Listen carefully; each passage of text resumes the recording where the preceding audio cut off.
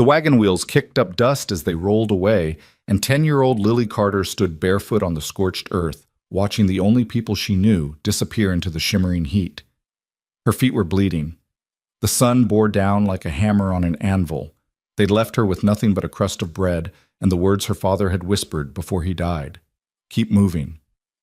The trail stretched endlessly in both directions. Behind her, emptiness. Ahead, more emptiness. She took one step, then another, each one searing her skin. This is where her story begins. If you're watching from anywhere in the world, drop your city in the comments below. I want to see how far Lily's story travels. And if this opening grabbed you, hit that like button and stay until the very end. The heat wasn't just oppressive, it was alive.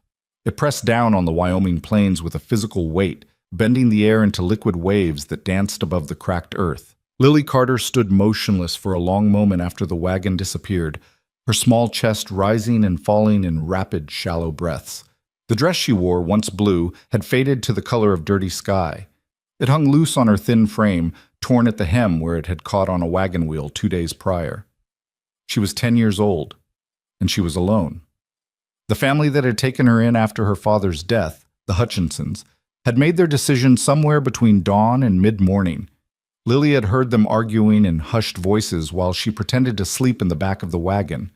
Mrs. Hutchinson's voice had been sharp, insistent. "We can't afford another mouth, not with winter coming, not with our own to think about." Mr. Hutchinson had said nothing in response, and that silence had been answer enough. When they'd stopped to water the horses, Mrs. Hutchinson had told Lily to get down, told her to wait, said they'd be back shortly. Lily had known immediately it was a lie, had seen it in the woman's eyes, in the way she wouldn't meet her gaze. But she'd climbed down anyway, because what else could a child do? Now the wagon was gone, swallowed by distance and heat and the indifference of the wide-open world.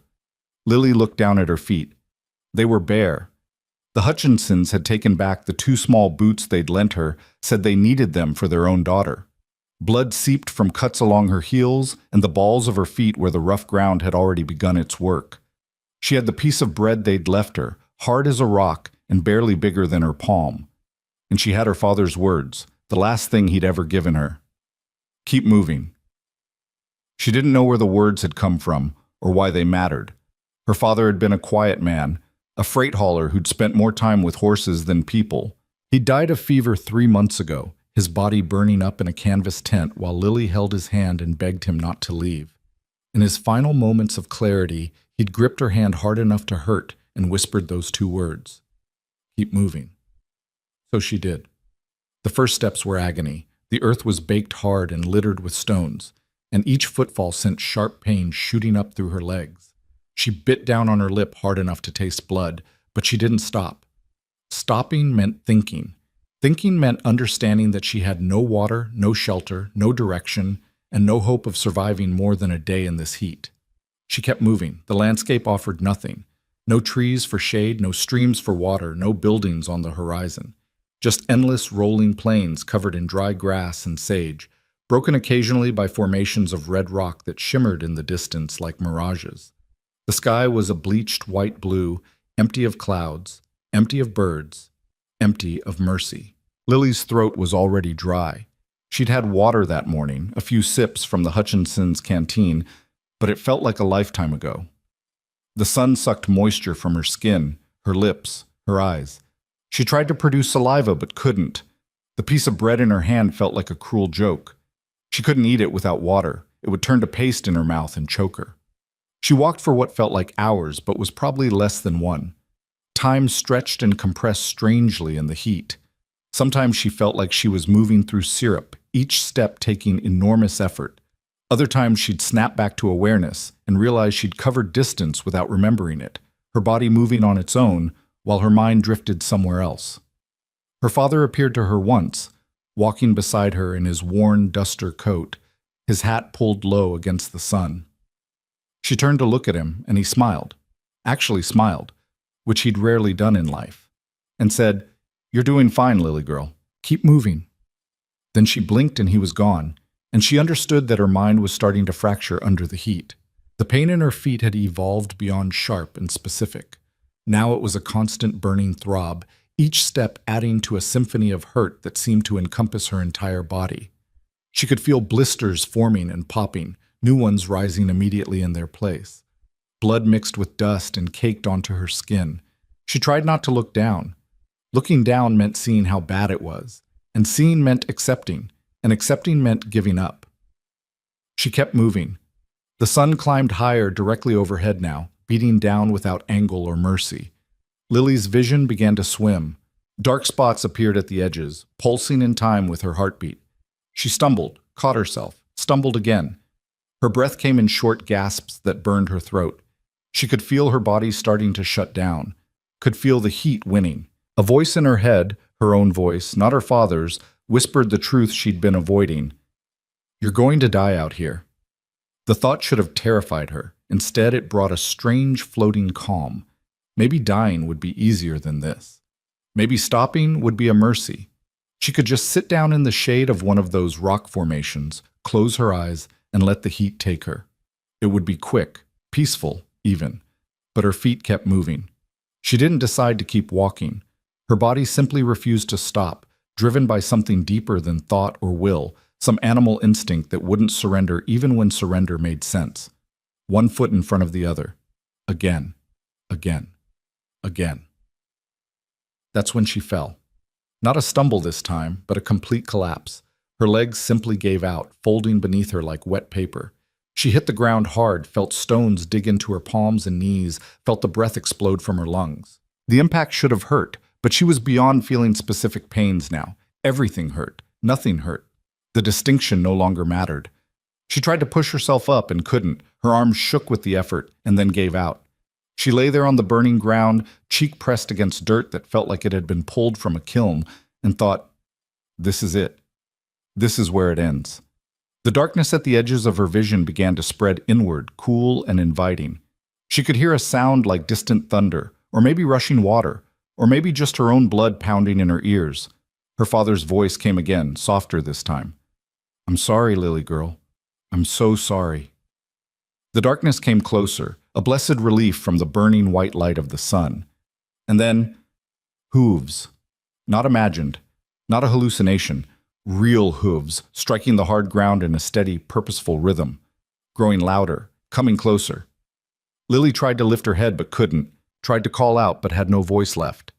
She managed to move her fingers, a tiny gesture that meant nothing to anyone but herself. "I'm here. I'm still here." The hoofbeats stopped. Bootsteps now, quick and heavy, crunching across the ground, coming toward her.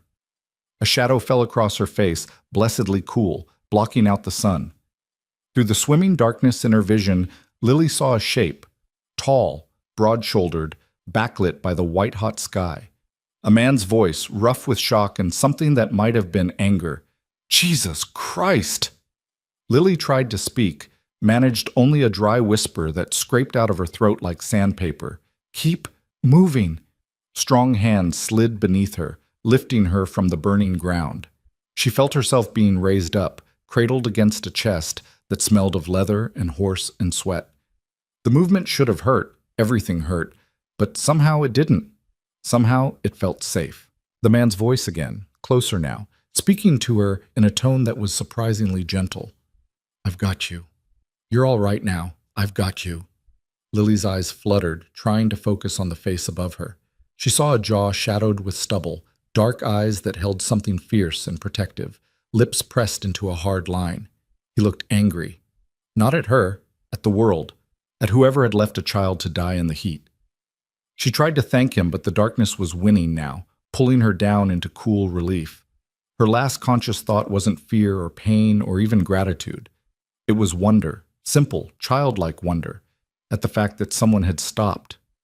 Someone had actually stopped. Well, Caleb Rowan wasn't a man given to second-guessing his decisions.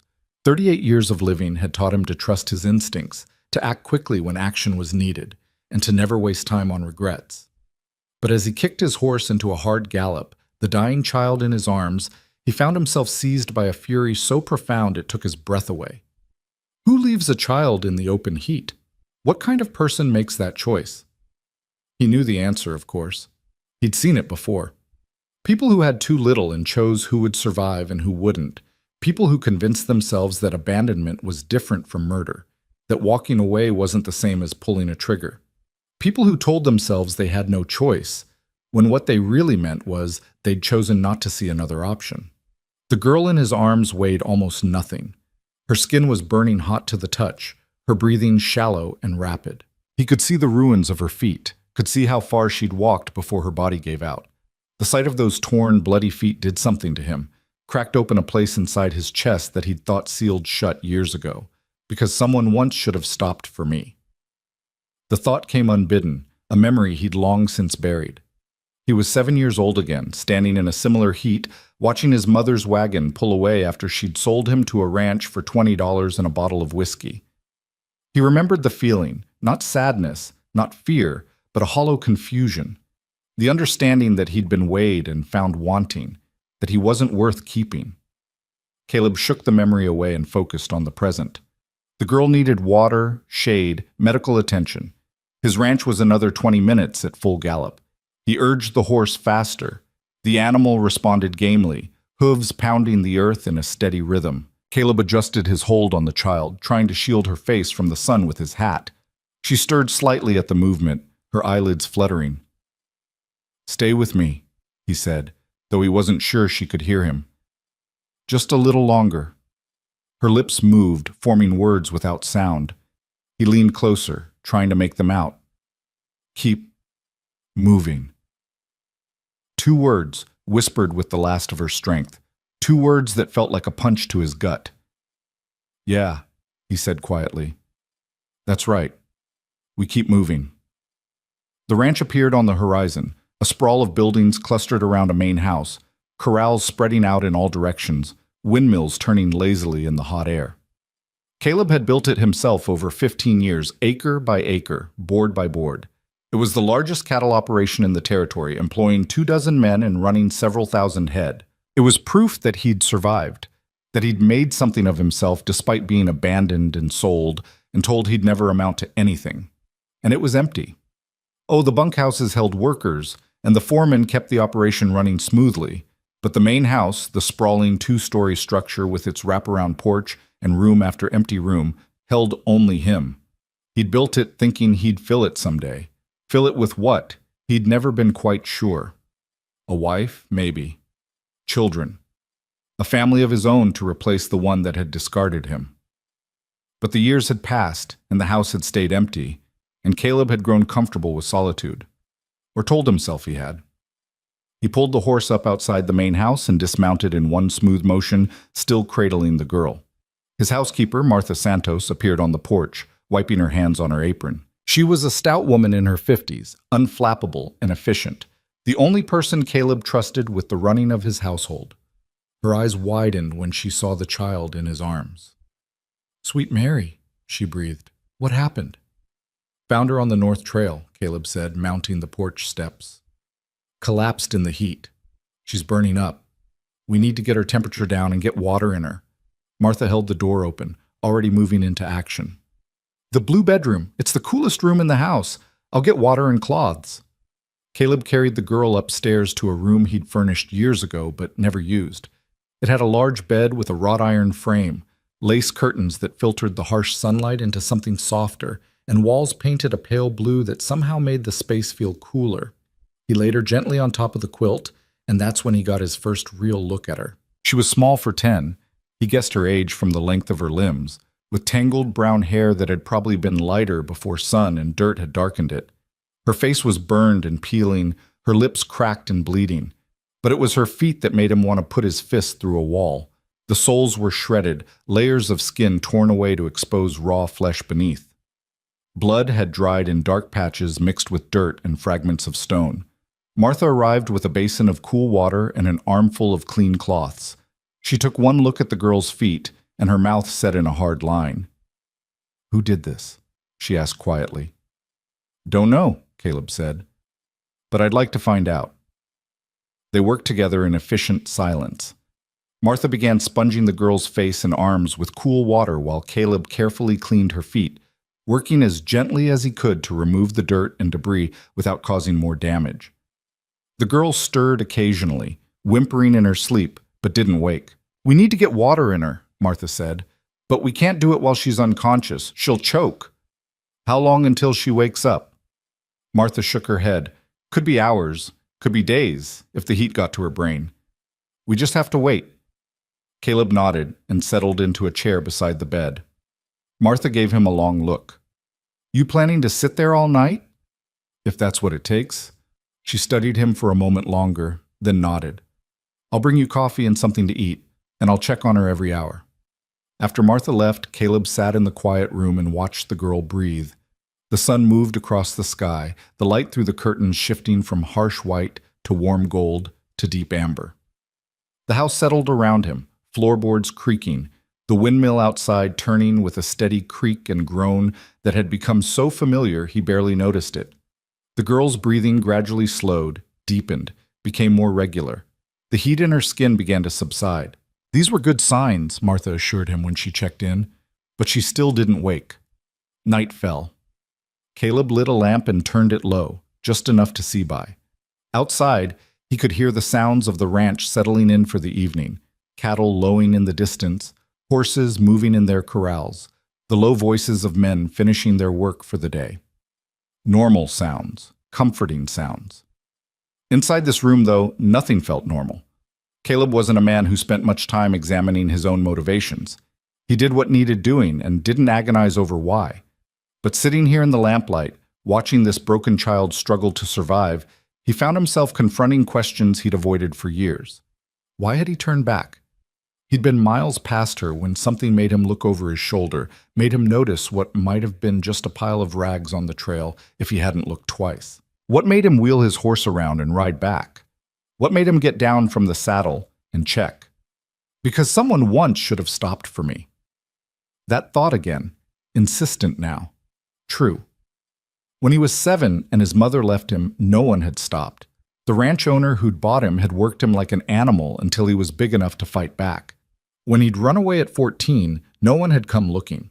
When he'd nearly frozen to death that first winter on his own, no one had found him in time. He'd saved himself, crawling to a trapper's cabin and breaking in to survive. He'd learned early that the world didn't stop for abandoned children, that you saved yourself or you didn't get saved. But he'd stopped today. He'd turned back. And now this girl was in his house, in his care, and he had no idea what happened next.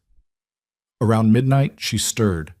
Her head moved on the pillow, and a small sound escaped her throat. Not quite a word, but close. Caleb leaned forward.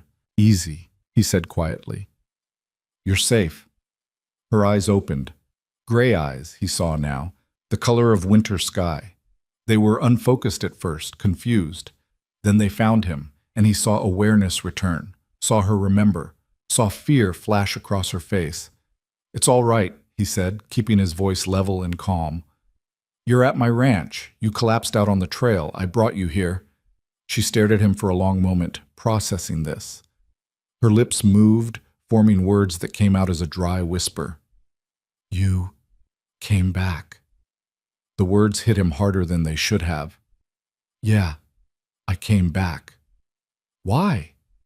It was the same question she'd managed to ask him out on the trail before she'd lost consciousness, and he still didn't have a good answer. Or maybe he had the only answer that mattered. Because someone should have, he said simply. She absorbed this, her gray eyes never leaving his face. Then, so quietly, he almost missed it. Thank you. Caleb nodded. You need water. Think you can drink? I'll try.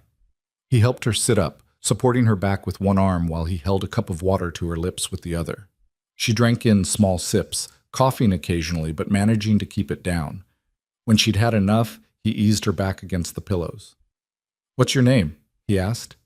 Lily Carter. I'm Caleb Rowan. This is my ranch. She looked around the room for the first time, taking in the comfortable furnishings, the clean space, the soft lamplight. Her expression was hard to read, not quite wonder, not quite disbelief, something closer to cautious confusion. The people who left you, Caleb said carefully. Do you know where they were headed? Lily's face closed down immediately, and he saw her age in that moment, saw that despite being 10, she'd already learned not to trust easily, not to give information that could be used against her. They weren't my people, she said finally. They just took me in after my father died. They couldn't afford to keep me.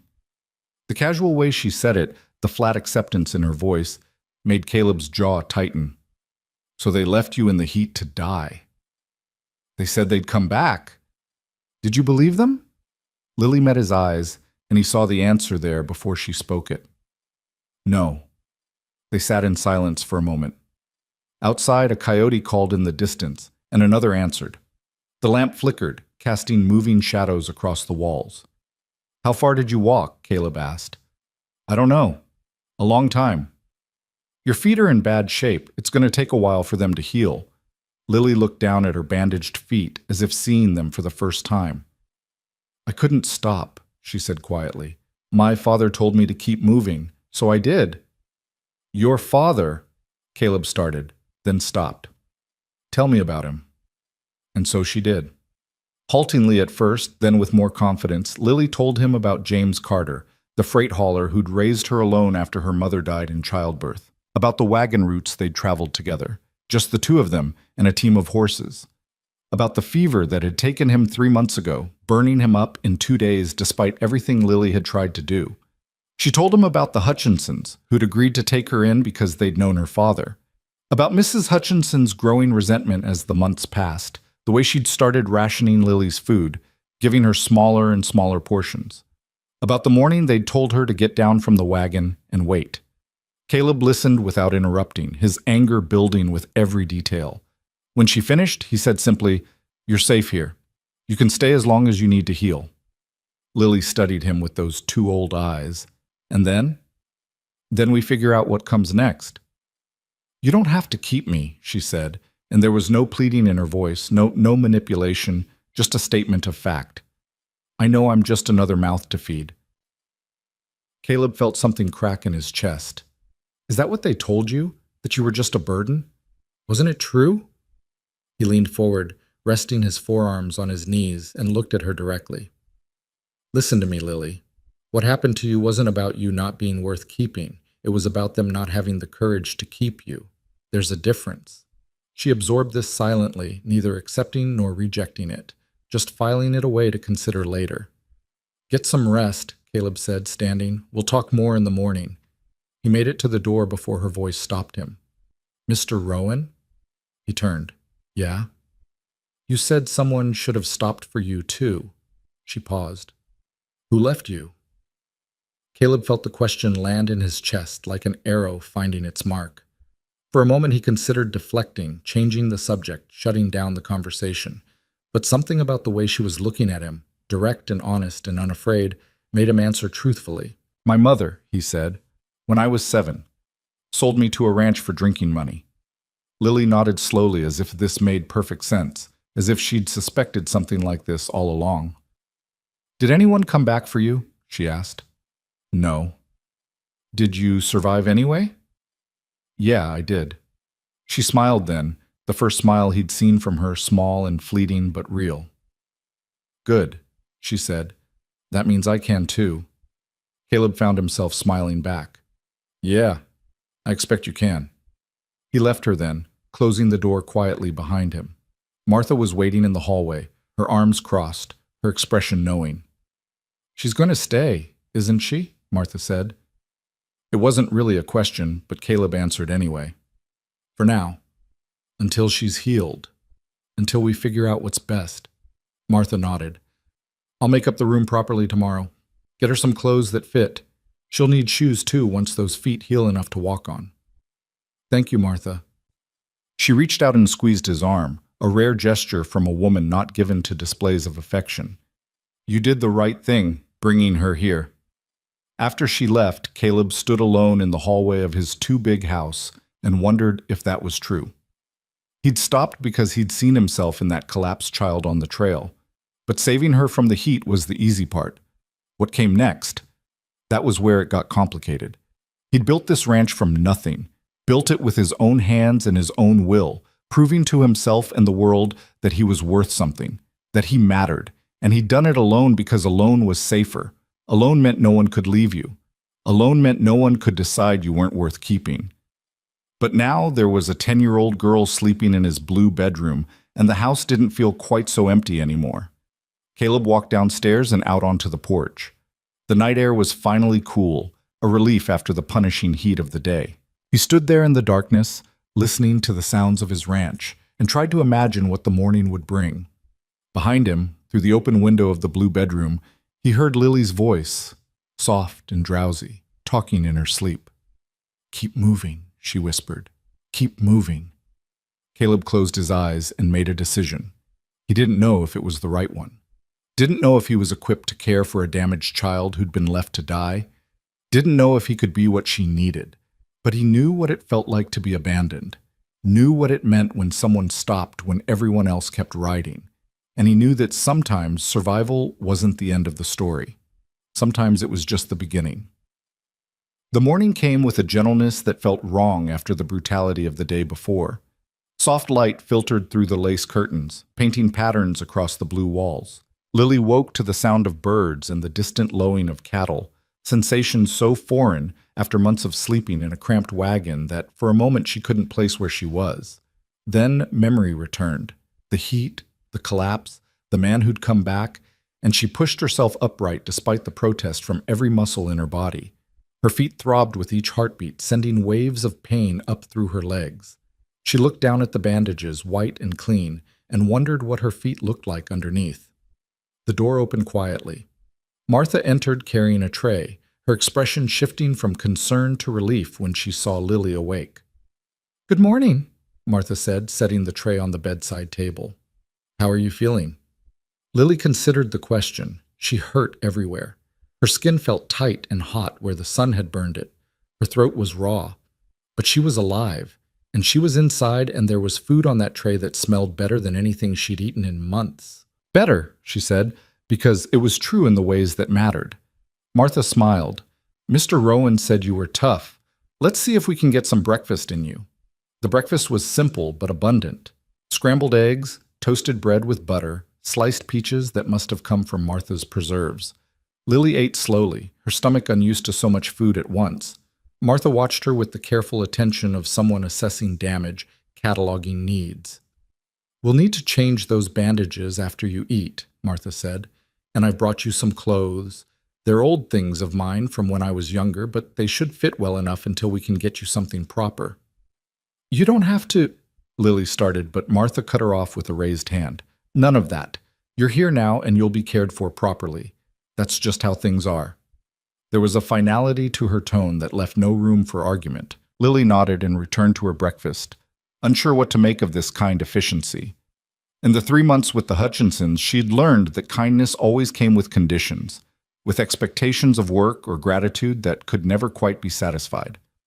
She waited for Martha to tell her what the conditions were here.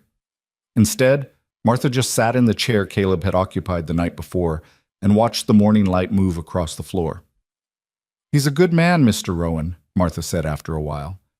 "Doesn't talk much, keeps to himself, but he's fair. More than fair. Built this whole place from nothing." Lily absorbed this information, filing it away. "How long have you worked for him?" 10 years come autumn. He hired me when my husband passed, needed someone to manage the house, gave me a cottage of my own on the property, fair wages, and never once made me feel like I was anything less than valued." Martha paused, choosing her words carefully. "He understands what it means to be alone in the world, understands what it takes to survive it." "He told me his mother left him," Lily said quietly. Martha's expression tightened. "Did he now? That's more than he's told most people. He must see something of himself in you." "Is that good or bad?" "Neither. It just is." Martha stood, collecting the tray. "Now, let's see about those feet." Changing the bandages was an ordeal that left Lily breathless and sweating. The wounds had begun to close, Martha explained, but they were far from healed. Walking would be impossible for at least a week, maybe 2. Lily would need to stay in bed, let her body recover. "What happens after that?" Lily asked. Martha met her eyes. "That's between you and Mr. Rowan, but I'll tell you this, he doesn't do things halfway.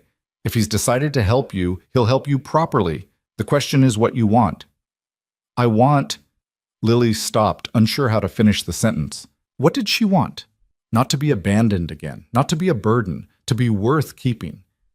But those felt like impossible things, dreams too large for someone like her. You don't have to know yet, Martha said gently. Just focus on healing. After Martha left, Lily lay back against the pillows and stared at the ceiling. The room was beautiful in a way she'd never experienced, not fancy, but clean and cared for, every detail considered. Someone had chosen that shade of blue for the walls. Someone had hung those curtains, placed that quilt on the bed, put fresh flowers in the vase on the dresser. Someone had made this room with the thought that it might matter to whoever stayed in it. The door opened again, and this time it was Caleb. He looked different in the morning light, younger somehow, though the hard edges were still there. He'd shaved and changed his shirt, but his eyes held the same fierce protectiveness she'd seen the day before. "Morning," he said, stopping just inside the doorway, as if unsure whether to come closer. "Martha says you're doing better." "Yes, sir." "Caleb." "Not sir." Lily nodded. "Caleb." He moved to the chair and sat, his large frame somehow looking uncomfortable in the delicate furniture. For a moment neither of them spoke. Then Caleb leaned forward, resting his forearms on his knees. "I need to ask you some questions," he said, "about the people who left you, the Hutchinsons." Lily felt her stomach tighten. "Why?" "Because what they did was wrong, criminal, maybe, and because I need to know if they're going to come looking for you, trying to claim you back." "They won't," Lily said with certainty. "They made their choice. Maybe.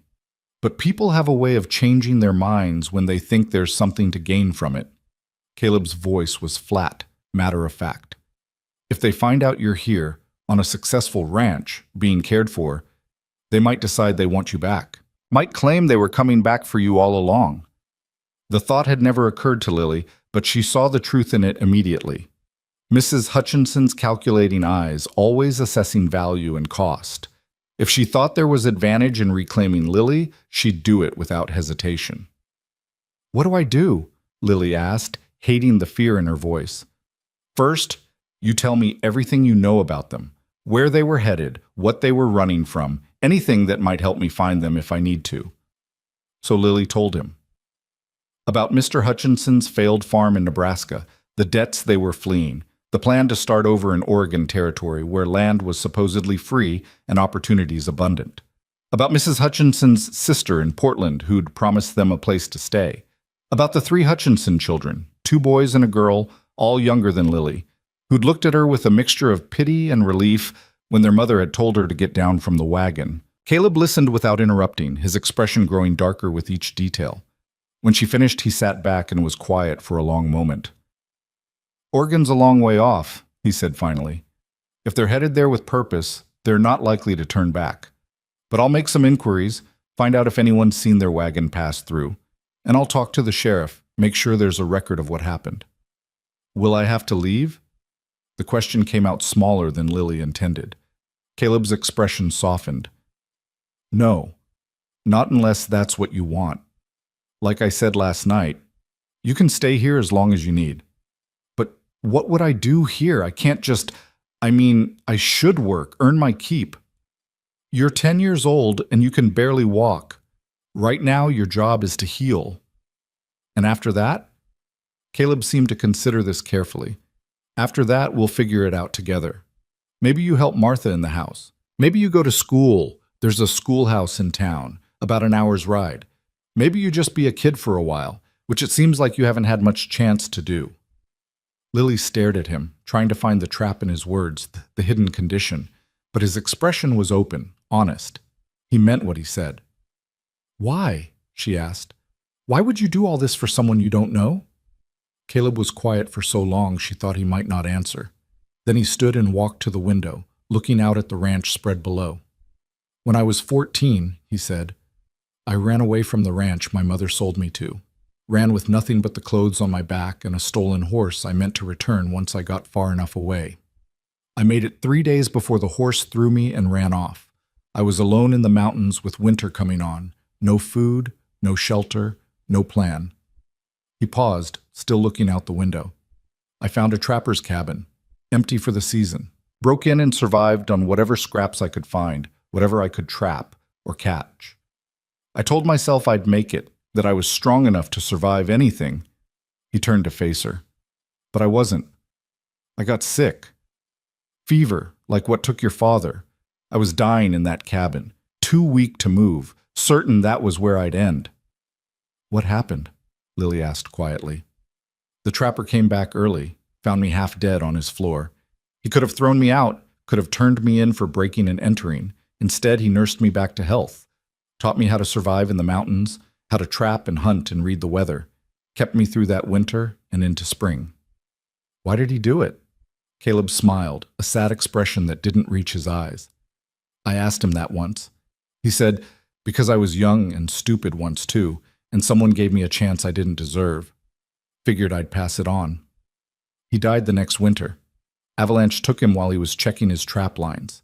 By then he had taught me enough that I could make it on my own. He returned to the chair and sat down, meeting Lily's eyes directly. I survived because someone stopped when they could have kept walking, because someone saw a stupid kid who'd made bad choices and decided to give him a chance anyway. He leaned forward. So when I saw you out there on that trail, when I had the choice to keep riding or turn back, there was no choice. Not really, because I know exactly what it feels like to be left behind, and I know what one person's kindness can mean. Lily felt tears prick her eyes, but blinked them back. I'll be worth it, she said fiercely. I'll work hard and I won't complain and I'll… Lily, Caleb's voice was gentle but firm.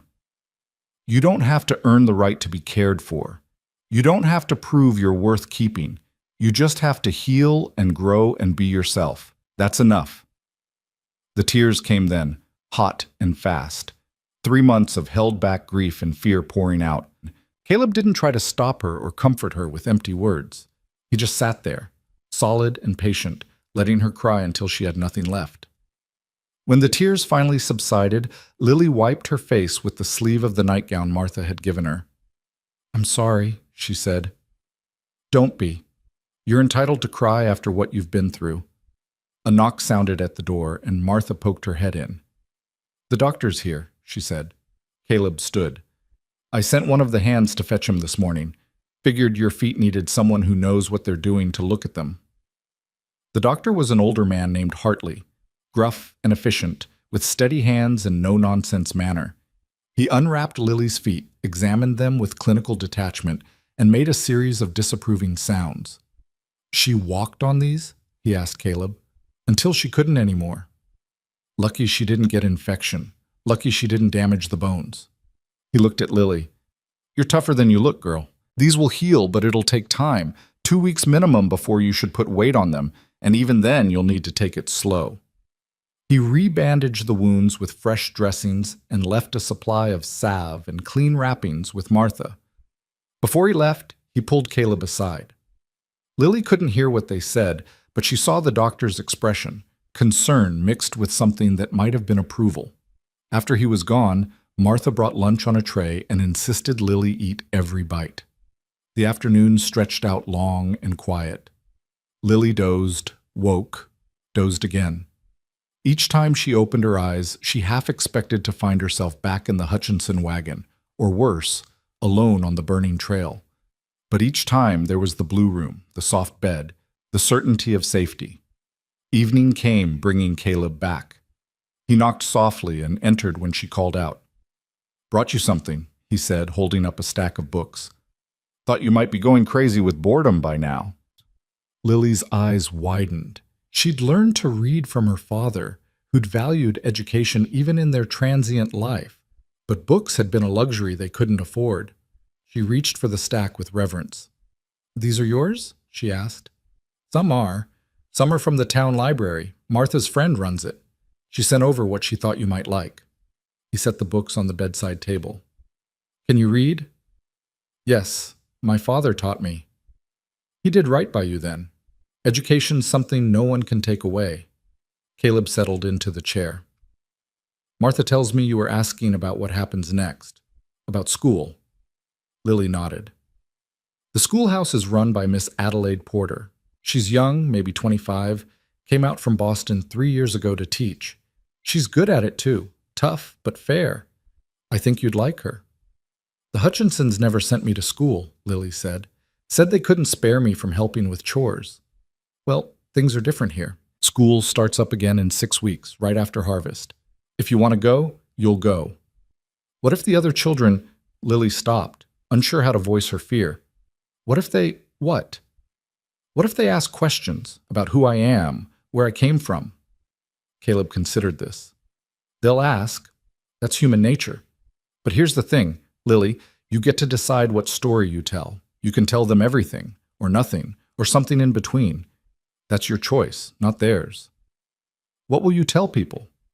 The truth. That I found you abandoned and brought you to my ranch to recover. That you're staying here for now. Anyone who has a problem with that can take it up with me. The fierce protectiveness in his voice made something in Lily's chest ease.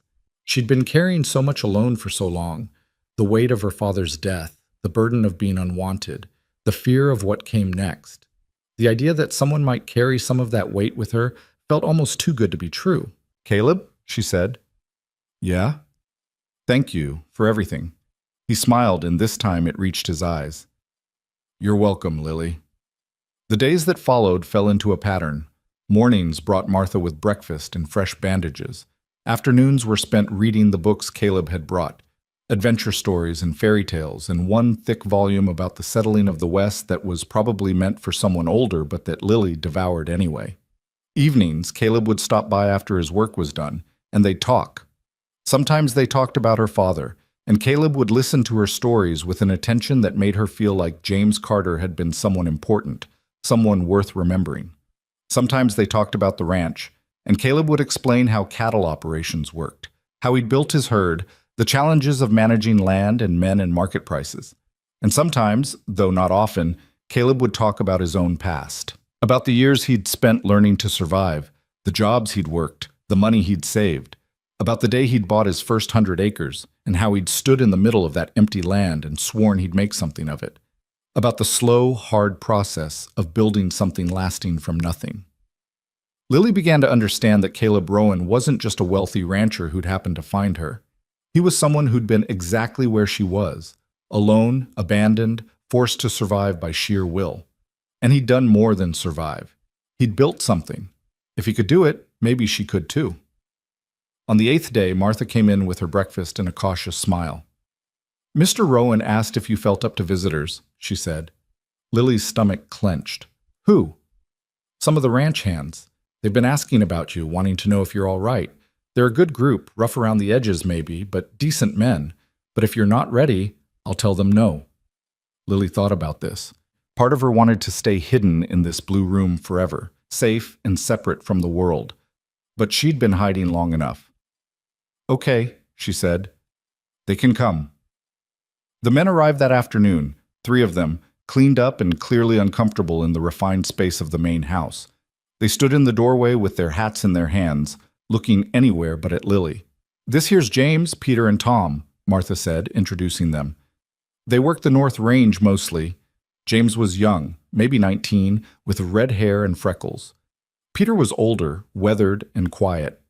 Tom was somewhere in between, with kind eyes and an easy smile. Miss Lily, James said awkwardly, we just wanted to check that you were doing all right. The boss said you had a rough time of it. I'm better now, Lily said. Thank you for asking. We brought you something, Tom said, nudging Peter forward. Peter produced a wooden carving from behind his back, a horse, small enough to fit in Lily's palm, with remarkable detail in the mane and muscles. He handed it to her with a gruff, figured you might want something to look at besides these walls. Lily took the carving with wonder. It was beautiful, the wood smooth and warm in her hand. You made this? Peter shrugged, embarrassed. Whittle in the evenings, keeps my hands busy. It's wonderful, thank you. The men relaxed slightly, the initial awkwardness fading. They told her about the ranch, about the cattle drive they'd finished last month, about the horse Peter was breaking for Caleb. They were careful not to ask questions about her past, but they included her in their stories as if she belonged there, as if her presence in that house was already an established fact. After they left, Martha sat on the edge of the bed and smiled. See, I told you they were decent. They were nice, Lily agreed, turning the carved horse over in her hands. Are they all like that? The men who work here? Most of them. Mr. Rowan doesn't tolerate meanness or cruelty. Says life's hard enough without people making it harder for each other. Martha stood and collected the lunch tray. He's built something good here, Lily. Not just a successful ranch, but a place where people are treated with dignity. That matters. After Martha left, Lily set the carved horse on the bedside table next to her books and thought about what it meant to build something good. Not just successful, but good. A place where people mattered. Her father had taught her to keep moving, to survive no matter what. But maybe surviving wasn't enough. Maybe the point was to build something worth surviving for. That night, Caleb came by later than usual. He looked tired, dust-covered from a long day's work, but he still stopped in to check on her. Martha said the hands visited, he said, settling into his usual chair. They were nice. Peter gave me this. She showed him the carved horse. Caleb smiled. Peter's got a gift for that. He made the headboard in my room, carved the whole thing from a single piece of oak. Why did you hire him? Lily asked. And the others? Different reasons for different men. Peter came to me 5 years ago, running from a bad situation in Kansas, needed work and a fresh start. James is a local boy whose father drinks too much, figured he needed a place where he'd be treated right. Tom worked for another ranch that went under, and I knew him to be reliable. So you gave them all chances, like the trapper gave you. Caleb's expression grew thoughtful. I suppose I did. Never quite thought of it that way, but yeah. Is that what you're doing with me? Giving me a chance? Maybe. Or maybe you're giving me one. Lily frowned. I don't understand. Caleb leaned back in the chair, studying the ceiling. I built this ranch from nothing. Built this house, these barns, these corrals. Employed good men, paid fair wages, did everything right. But it was all still empty. All still just me. Alone in rooms I'd made for a family I didn't have. He looked at her. And then there you were on that trail. And maybe I stopped for you because someone once stopped for me. Or maybe I stopped because I was tired of riding past things that mattered. Lily absorbed this slowly. You think I matter? I think everyone matters. I think every person abandoned on a trail, every kid sold for drinking money, every man running from a bad situation, they all matter. And I think when you get a chance to prove that, you take it. Even if it's hard? Especially if it's hard. They sat in comfortable silence for a while. Outside, the last light was fading from the sky, and the sounds of the ranch settling in for the night drifted through the open window. Caleb? Lily said finally. Yeah? I'm glad you turned back. He smiled. Me too, Lily. Me too. 2 weeks after Caleb had found her on the burning trail, Lily took her first steps. Martha stood on one side, Caleb on the other, both ready to catch her if she fell. The bandages were finally off, revealing feet that were pink and tender but healing. Dr. Hartley had pronounced her ready to try walking, though he'd cautioned against too much too soon. Lily planted her right foot on the floor, felt the strange sensation of wood against skin that had been wrapped and protected for so long, and pushed herself up from the bed. Pain shot through her feet immediately, but it was manageable. Nothing like the tearing agony of those first steps on the burning trail. Easy, Caleb said, his hand steady on her elbow. Take your time. She took one step, then another. Her legs shook with the effort, muscles weak from 2 weeks of bed rest. But she stayed upright, moving slowly across the room to the window she'd been looking out of for days, wanting to see it from a standing position, wanting to claim that small victory. When she reached the window, she looked out at the ranch spread below. The corrals with their horses, the barns and outbuildings, the wide expanse of grassland rolling toward distant mountains. From this angle, she could see men working, moving cattle from one pasture to another. She could see the windmill turning, the vegetable garden behind the house where Martha grew tomatoes and beans and herbs. She could see the life of the place, the purposeful activity that marked every day. It's beautiful, she said quietly. It is, Caleb agreed, coming to stand beside her. Took me years to see it, though. When I first bought this land, all I saw was work, all the things that needed building, all the problems that needed solving.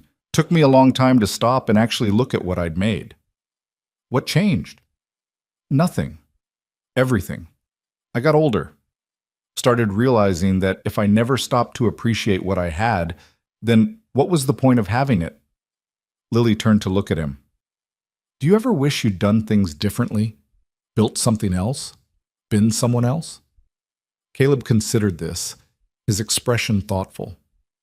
Sometimes, but wishing doesn't change anything. You make your choices, you live with them, and you try to make the next choice a little better than the last one.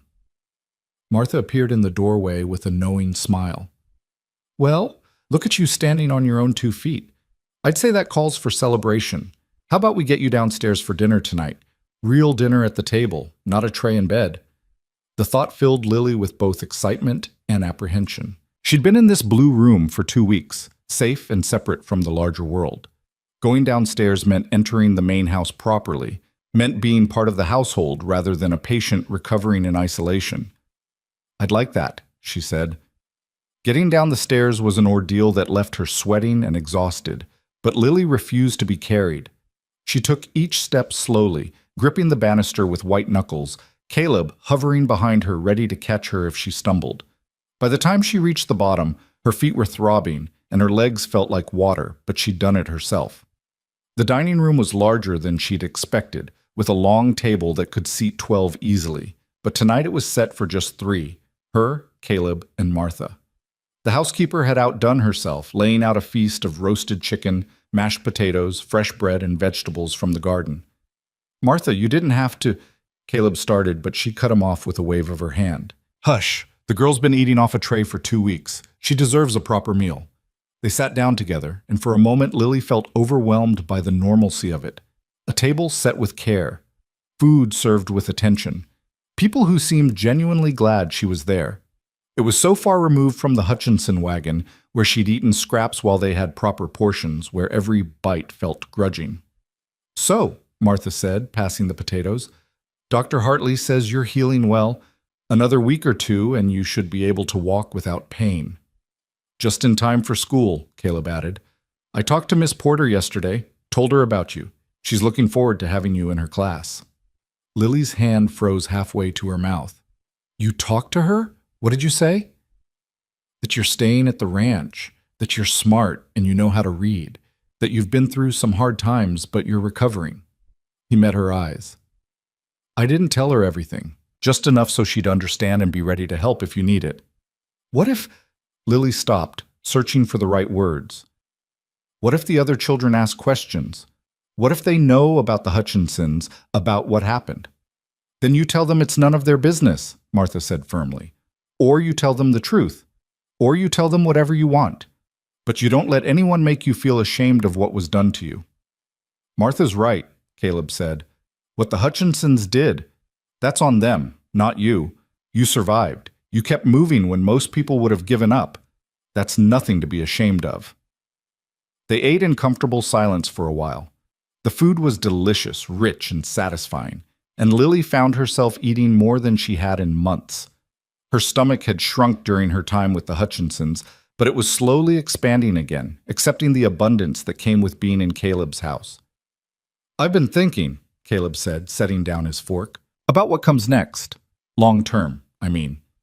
Lily's chest tightened. Here it came. The conditions, the expectations, the price for all this kindness. I want you to stay, Caleb said simply. Not just until you're healed. Not just until we figure something else out.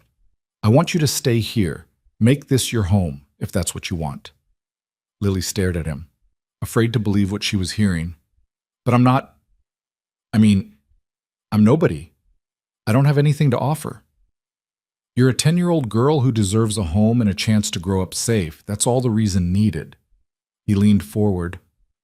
I'm not asking you to decide right now. Think about it. See how you feel once you're stronger, once you've been to school, once you've had time to settle. But I want you to know the offer stands. This can be your home for as long as you want it to be.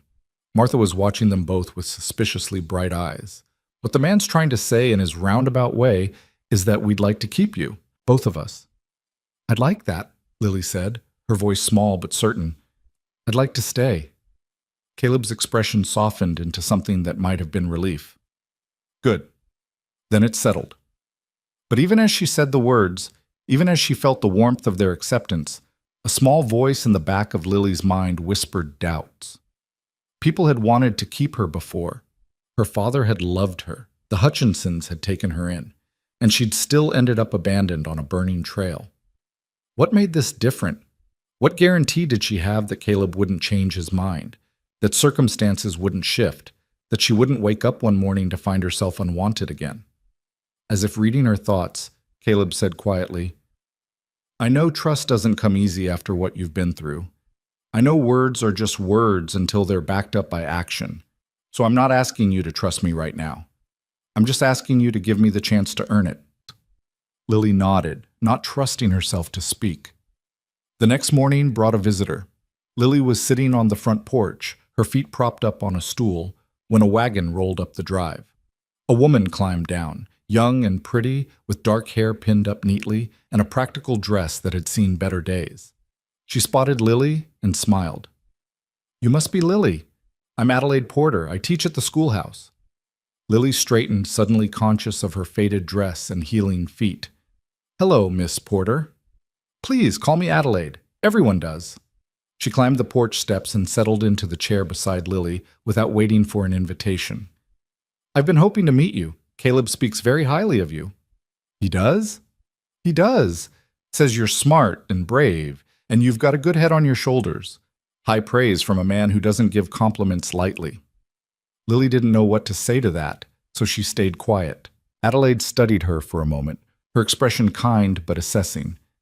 "I hear you've had a difficult time. I won't pry into the details. That's your business. But I want you to know that when you come to school, you'll be treated just like every other student. No special treatment, no different expectations. You'll work hard, and you'll be held to the same standards as everyone else. Does that sound fair?" "Yes, ma'am." "Good.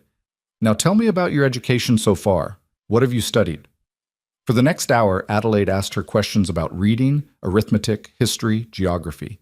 Lily answered as best she could, explaining what her father had taught her, what she'd learned from the few books they'd owned. Adelaide listened carefully, occasionally nodding or making small sounds of approval. "You're further along than I expected," Adelaide said finally. "Your father did well by you. I think you'll fit in with the older students, the 12 and 13-year-olds. They're working on more advanced material, and I think you'll be challenged, but not overwhelmed." "Older students?" Lily's stomach dropped. "But I'm only 10. Age doesn't always match ability. Some of my youngest students are my brightest, and some of my oldest are still struggling with basic concepts. I group by capability, not by years." Adelaide leaned forward. "But I understand if that makes you nervous. Being the youngest in a group can be difficult." "I don't want special treatment," Lily said quickly. "I want to earn my place." Adelaide smiled. "I had a feeling you'd say that. You remind me of myself at your age, determined to prove yourself, to show everyone you're worth more than they think." "Is that bad?" "Not bad, just exhausting if you're not careful."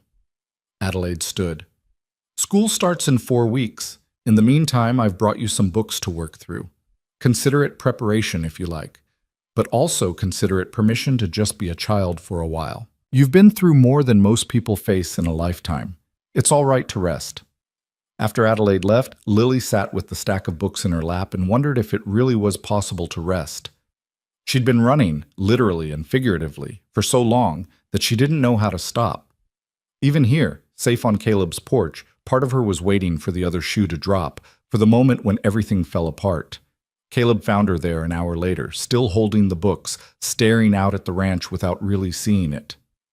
"Penny for your thoughts," he said, settling into the chair Adelaide had vacated.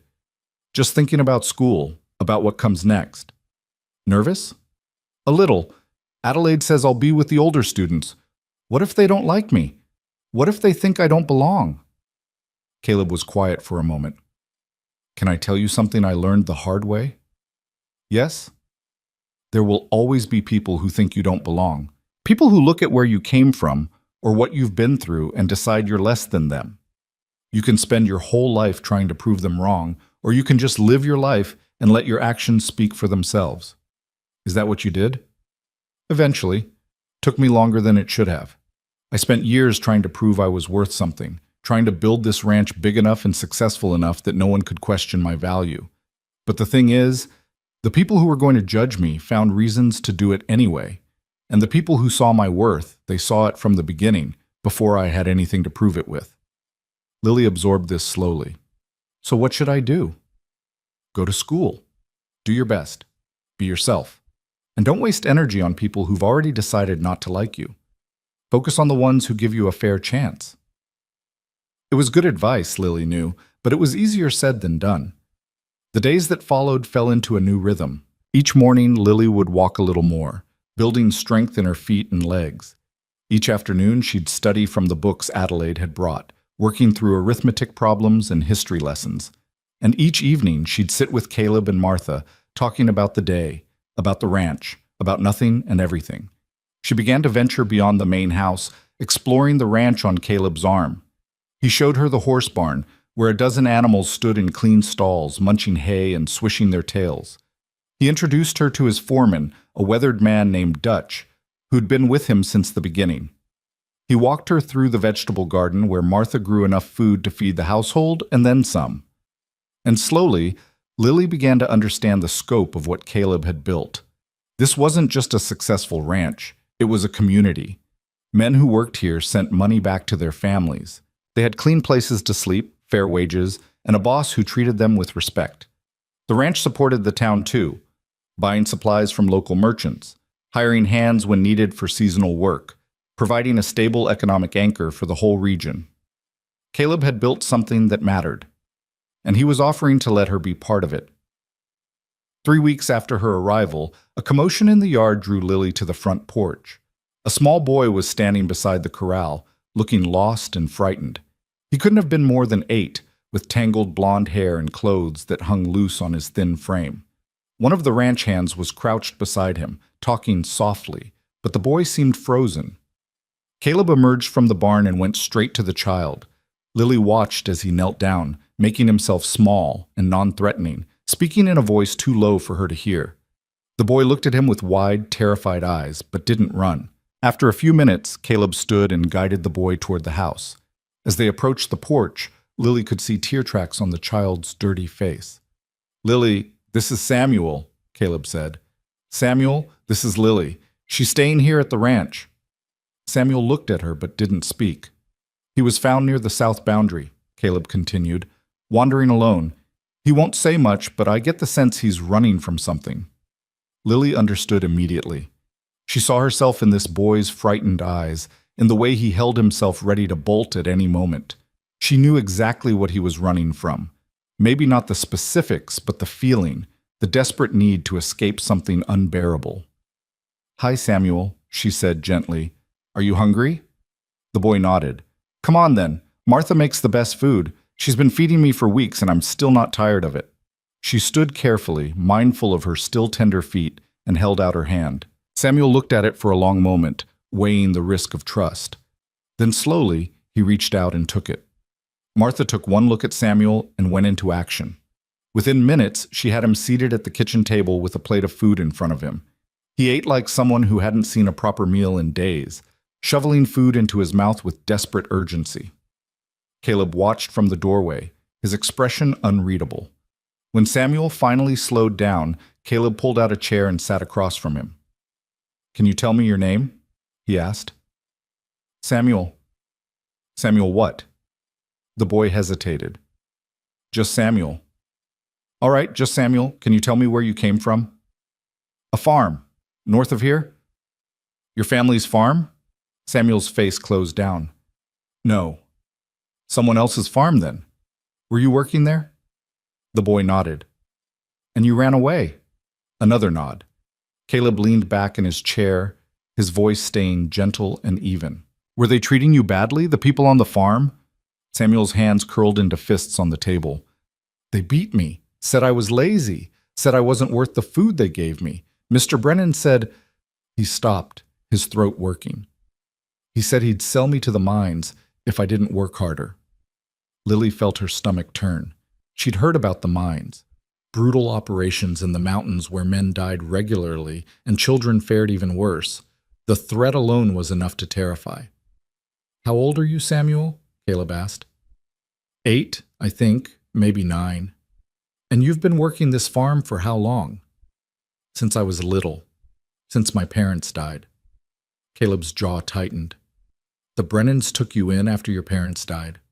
They bought me. From the orphanage. Paid $10. The casual way he said it, bought me, made Lily want to cry. She knew that feeling, being treated as property rather than person, being valued only for what labor could be extracted. Well, Samuel, Caleb said, you're safe here. No one's going to beat you, and no one's going to sell you to any mines. You can stay as long as you need to. Samuel looked up at him with disbelief. Really? Really? But I don't have any money. I can't pay you. I'm not asking for payment. I'm just offering you a place to rest and recover. After that, we'll figure out what comes next. The boy's eyes filled with tears, but he blinked them back fiercely. I can work. I'm a good worker, even though Mr. Brennan said I wasn't. I can do chores and help, and Samuel, Caleb interrupted gently. You're 8 years old. Right now, your job is to eat and sleep and be a kid. We'll worry about the rest later. That night, after Samuel had been given a bath and clean clothes and put to bed in one of the spare rooms, Lily found Caleb on the front porch. He was staring out at the dark ranch, his expression troubled. You're going to keep him, Lily said. It wasn't a question. If he wants to stay, if the Brennans don't come looking for him. And if they do, Caleb's voice went hard. Then they'll have to go through me. Lily sat down beside him, pulling her shawl tighter against the cool evening air. Is this what you meant when you said you knew what it felt like to be left behind? Yeah. Samuel's story is different from mine, different from yours. But the core is the same. A child alone in the world, told they're worthless, treated like they're disposable. He turned to look at her. I can't save every abandoned child in Wyoming. I can't fix the system that creates situations like yours and Samuel's. But I can do something about the ones who end up on my land. So you're just going to keep collecting strays? Lily asked, and there was no judgment in her voice, just curiosity. Maybe. Is that so bad? No, Lily said quietly. I think it's exactly right. Over the next few days, Lily watched Samuel slowly emerge from his shell of fear. He followed Martha around the kitchen, helping with small tasks and eating steadily, his thin frame beginning to fill out. He shadowed Caleb during ranch work, watching everything with wide eyes. And he stuck close to Lily, seeming to find comfort in someone closer to his own age who understood what he'd been through. On the fourth day, as predicted, the Brennans came. Lily was in the yard with Samuel, showing him how to braid rope the way her father had taught her, when the wagon rolled up. The man who climbed down was tall and broad, with a florid face and mean eyes. His wife stayed in the wagon, pinch-faced and silent. You, the man, Mr. Brennan, Lily assumed, said, pointing at Samuel. Get over here. We're going home. Samuel went pale and took a step backward. Caleb appeared from the barn, moving with deliberate calm. Can I help you? I'm here for my boy. He ran off 4 days ago. Heard he was here. Samuel is here, yes. He says you beat him and threatened to sell him to the mines. Brennan's face darkened. That's between me and him. I paid good money for that boy. He belongs to me. No one belongs to anyone, Caleb said, his voice dangerously quiet. And if you laid hands on a child in anger, then you're the one who broke the contract, not him. You can't keep him. I'll get the sheriff. Go ahead. I'll tell the sheriff about the bruises Samuel had when he got here, about the scars on his back from your belt, about an 8-year-old child so terrified he ran away into the wilderness rather than spend another day under your roof. Caleb took a step forward. You want to involve the law? We'll involve the law, but I don't think it'll go the way you expect. Brennan looked from Caleb to Samuel and back again. Whatever he saw in Caleb's face made him reconsider. The boy's more trouble than he's worth anyway, he muttered. You can keep him, but don't come crying to me when he disappoints you. He climbed back into his wagon and drove away without another word. Samuel stood frozen, watching the wagon disappear, his whole body trembling. He's really gone? Samuel whispered. He's really gone, Caleb confirmed, and he won't be back. Samuel turned to look at Caleb with something like awe. You stood up to him. No one ever stood up to him before. Someone should have stood up to him a long time ago. Caleb put a hand on Samuel's shoulder. You're safe now, and you'll stay safe. That's a promise. That night, Lily lay in her blue room and thought about promises. About the ones that had been broken and the ones that might actually hold. She thought about Samuel, sleeping peacefully for probably the first time in years. She thought about Caleb, who kept finding broken children and bringing them home. And she thought about what it meant to build something good. Not just successful, but good. A place where people were treated with dignity, where children were protected rather than exploited, where someone actually stood up when it mattered. This ranch wasn't just land and cattle and buildings. It was becoming something else, something that mattered in ways that had nothing to do with profit margins or property values. It was becoming a refuge. And Lily was beginning to believe she might actually be allowed to stay. School started on a crisp September morning with the smell of wood smoke in the air and the first hints of autumn gold touching the cottonwoods along the creek. Lily woke before dawn, her stomach churning with nerves. She'd laid out her clothes the night before, a new dress Martha had sewn for her, simple but well made, with a collar that sat neat against her throat. Her feet, finally healed, fit into proper shoes that Caleb had ordered from town. Samuel was already awake when she came downstairs, dressed in his own new clothes and looking equally terrified. They ate breakfast in silence while Martha fussed over them, packing lunches and checking their appearance one more time. You'll do fine, won't it? Martha said, smoothing Lily's hair. Both of you. Just remember what we talked about. Heads up, shoulders back, and don't let anyone make you feel small. Caleb drove them to town in the wagon, the three of them sitting together on the bench seat. The schoolhouse sat at the edge of town, a white building with a bell tower and windows that caught the morning light. Already children were gathering in the yard, their voices carrying across the distance. Remember, Caleb said as he helped them down from the wagon, if anyone gives you trouble, you tell Miss Porter. And if Miss Porter can't handle it, you tell me. We'll be all right, Lily said, trying to sound more confident than she felt. Caleb studied her face for a moment, then nodded. I know you will. I'll be back at 3 to pick you up. Lily took Samuel's hand and they walked together toward the schoolhouse. The other children stopped their games to watch them approach. Lily could feel their eyes assessing, judging, cataloging every detail. She kept her head up and her steps steady, the way Martha had taught her. Adelaide appeared in the doorway, ringing the bell. Good morning, everyone. Time to come inside. The schoolhouse interior was simple but clean, with rows of desks facing a blackboard and windows on both sides letting in natural light. Adelaide directed Samuel to sit with the younger children near the front, then guided Lily to a desk in the back where the older students sat. A girl with red braids looked Lily up and down and wrinkled her nose. You're the one staying at the Rowan Ranch, she said, making it sound like an accusation. Yes, Lily said evenly. My mother says you're an orphan.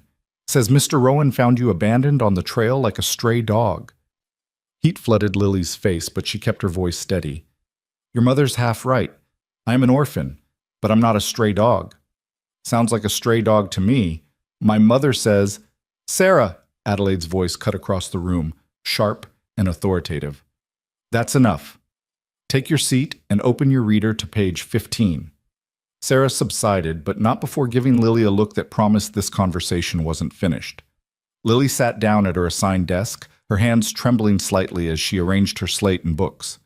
The morning passed in a blur of recitations and arithmetic problems. Adelaide moved between the different age groups with practiced efficiency, keeping the younger children occupied while challenging the older ones. Lily found herself grateful for the books Adelaide had given her to study. She was able to keep up with the work, even excel at it in some cases. At lunch, the children scattered outside. Samuel stayed close to Lily as they found a spot under a tree. They were unwrapping their lunches when 3 boys approached, led by a stocky child who looked about 13. So you're the charity cases, the boy said, the ones Rowan took in. We're students here, same as you, Lily said. Not the same at all. My father owns the general store. Sarah's father runs the bank. We're somebodies. You're nobodies who got lucky. Samuel shrank back, but Lily stood her ground. Being somebody has nothing to do with who your father is. It has to do with who you choose to be. The boy laughed. That's a nice thought. But out here, who your family is matters. And you don't have a family, do you? Yes, I do, Lily said, and was surprised to find she meant it. I have Caleb and Martha and Samuel. That's my family. A hired man playing rancher and his housekeeper? That's not a family, that's Thomas Mitchell. Adelaide's voice rang out across the yard. My office. Now! Thomas went pale, but tried to maintain his bravado as he walked past Adelaide into the schoolhouse. The other boys scattered. Adelaide came over to where Lily and Samuel sat. Are you all right? She asked. We're fine, Lily said. Just getting to know our classmates. Adelaide's mouth twitched with something that might have been a smile. Thomas is the mayor's son. He's used to being the biggest fish in a small pond. Don't let him get to you. I won't. But the encounter had shaken her more than she wanted to admit. It wasn't the insults themselves. She'd heard worse from Mrs. Hutchinson. It was the casual certainty in Thomas's voice when he'd said she was nobody. The way the other children had nodded along, accepting it as simple truth. That afternoon, Adelaide kept Lily after class. Samuel waited outside, sitting on the steps in the sunshine. I wanted to talk to you about today, Adelaide said, settling into the chair behind her desk. About Thomas and Sarah and what they said. It's fine, I can handle it. I'm sure you can, but you shouldn't have to. Adelaide leaned forward. I grew up in Boston, in a wealthy family with all the advantages. When I decided to come west to teach, my family was horrified. They said I was throwing away my birthright, that I'd be nobody out here among the frontier rabble. She smiled. They were half right. I did become nobody, nobody's daughter, nobody's wife, nobody's anything except myself. And I found that being nobody, according to their definition, meant I could be somebody on my own terms. What does that have to do with me? Lily asked. Everything. Thomas and Sarah, they're trying to define you by what you lack.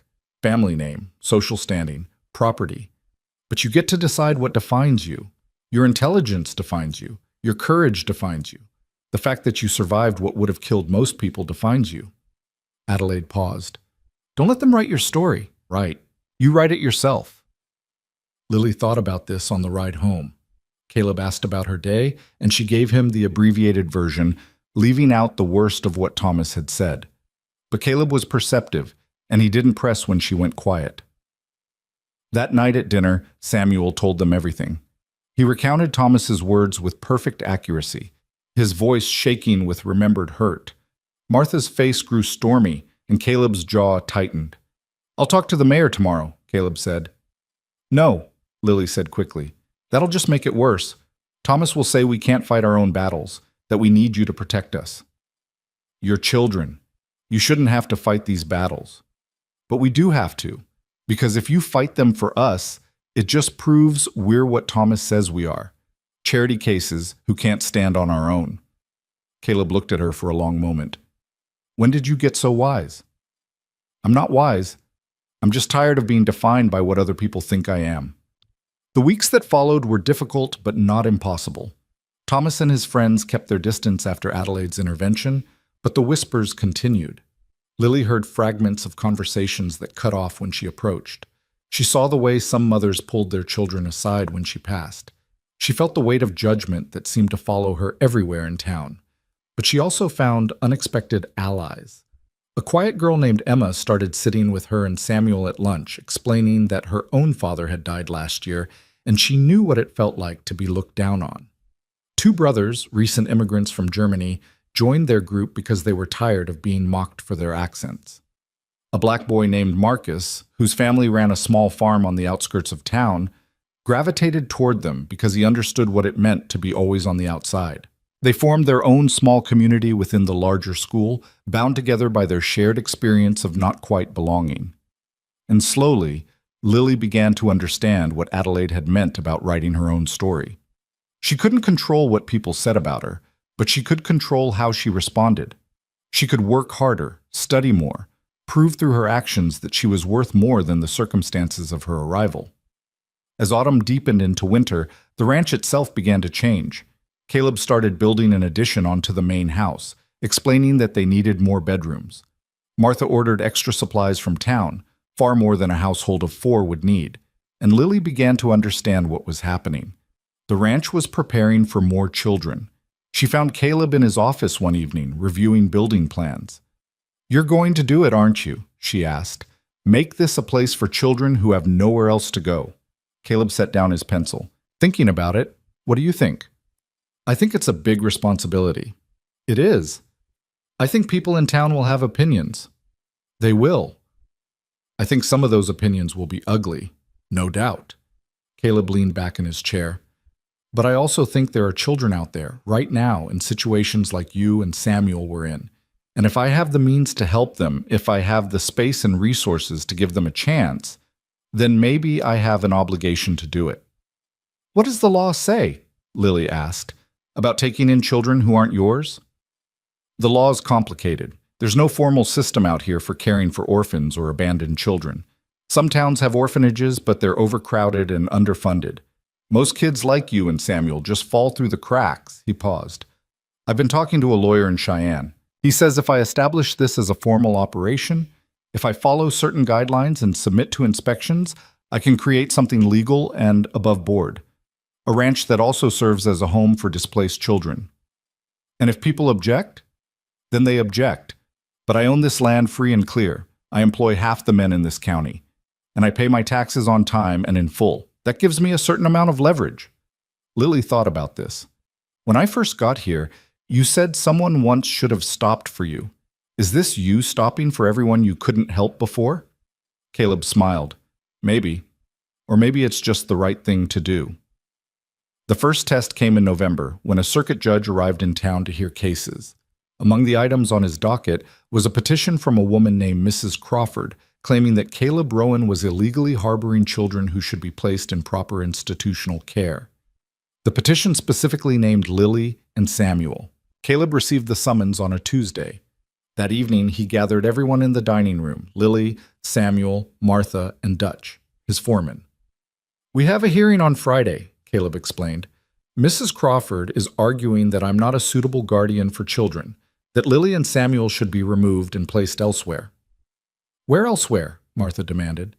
She runs a boarding house for children in Cheyenne, calls it an orphanage, but from what I've heard, it's more like a workhouse.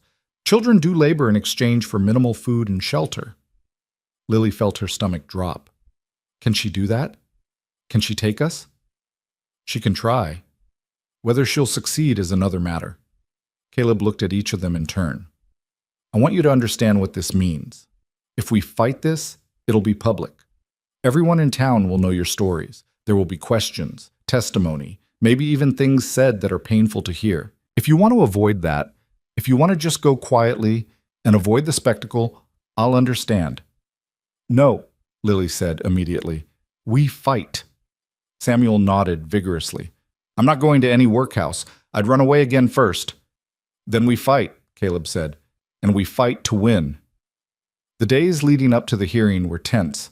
Caleb spent long hours with his lawyer preparing their case.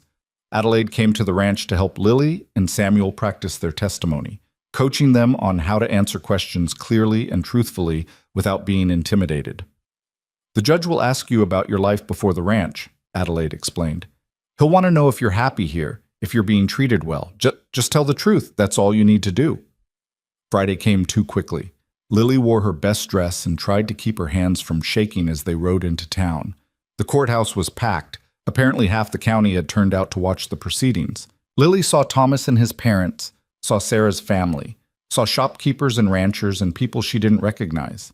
She also saw Emma and her mother, Marcus and his family, the German brothers and their father. They'd come to support her, and the sight of their friendly faces in the crowd gave her courage. Mrs. Crawford was a severe woman with gray hair pulled back in a tight bun and eyes that seemed to calculate the worth of everything they landed on. She sat with her lawyer, a thin man with a pinched face, and looked at Lily and Samuel like they were merchandise she intended to acquire.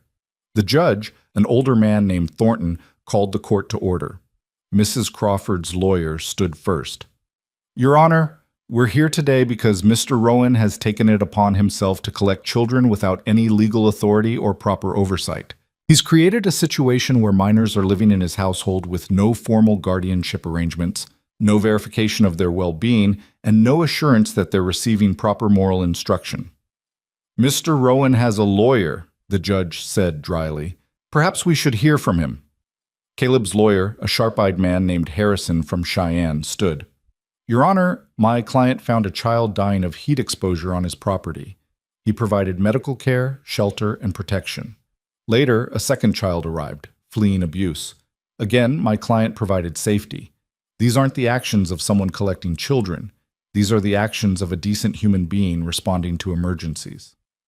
Emergencies that have resulted in children living in his household for months, Mrs. Crawford's lawyer countered, without any legal framework, without any oversight. For all we know, these children are being exploited, put to work on the ranch.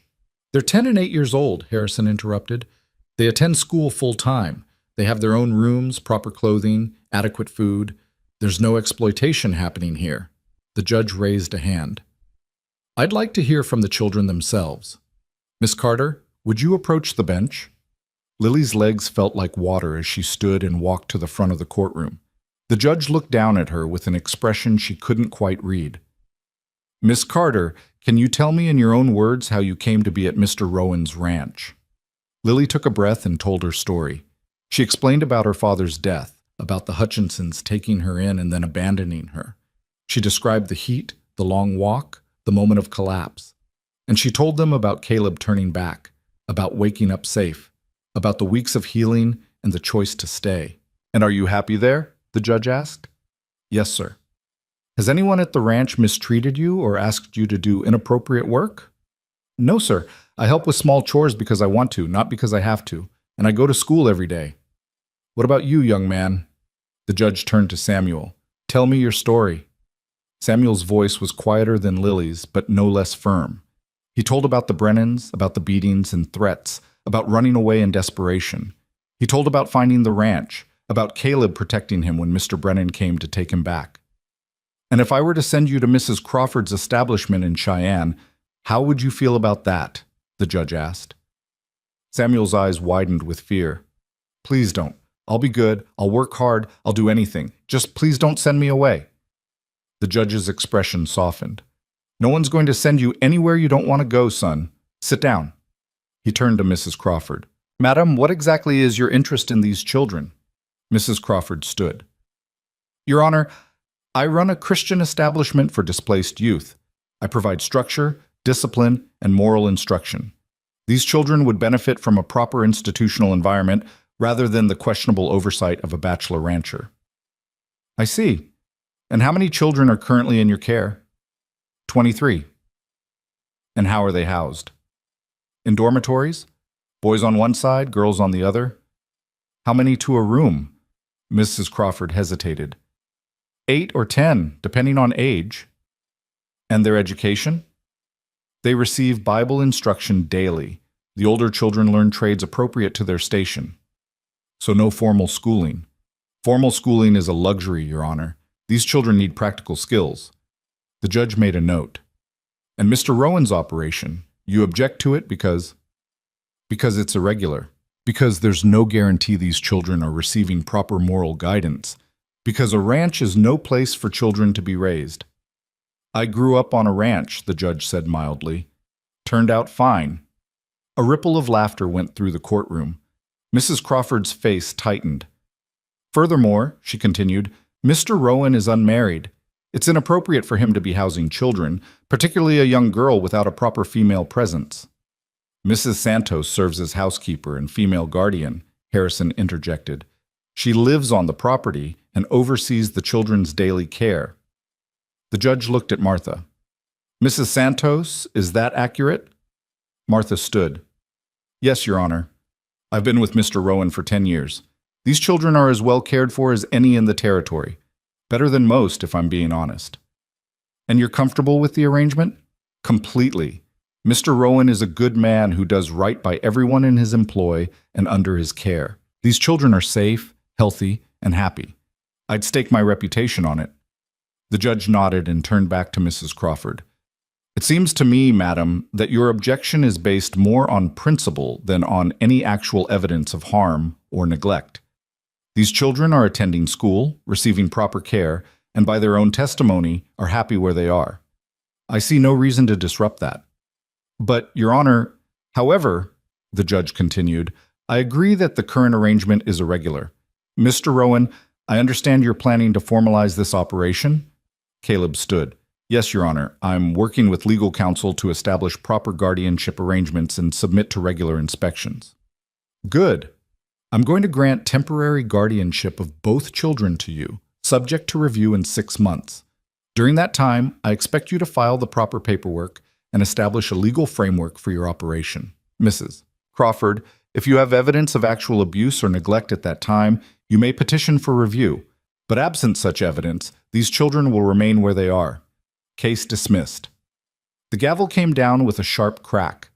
Lily felt the tension drain from her body so completely she almost fell. Caleb caught her elbow, steadying her. You did good, he said quietly. Both of you. Outside the courthouse, people clustered in groups, talking in low voices. Some looked disapproving, others merely curious. But Emma and Marcus pushed through the crowd to hug Lily, and the German brothers clapped Samuel on the back. You stood up to her, Emma said with awe. You stood up to Mrs. Crawford and the judge and everyone. We just told the truth, Lily said. Sometimes that's the bravest thing you can do. On the ride home, Samuel fell asleep against Lily's shoulder, exhausted from the stress. Martha sat beside Caleb on the driver's bench, and they talked in low voices about what came next. Lily stared out at the darkening landscape and thought about the judge's words. Temporary guardianship. Subject to review. Nothing was permanent yet. Nothing was guaranteed. But it was a start. It was permission to stay, to build something, to prove that this unconventional arrangement could work. When they reached the ranch, Caleb carried Samuel to bed while Lily helped Martha prepare a late supper. The kitchen was warm and filled with the smell of fresh bread, and for the first time since the summons had arrived, Lily felt like she could breathe properly. You were very brave today, Martha said as she sliced the bread. I was terrified. Brave doesn't mean not scared. Brave means being scared and doing it anyway. Caleb appeared in the doorway. Samuel's asleep. I think today took everything out of him.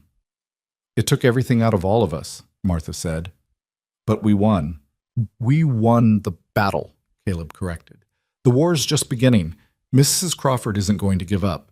And there will be others like her, people who think they know better, who think children like Lily and Samuel belong in institutions.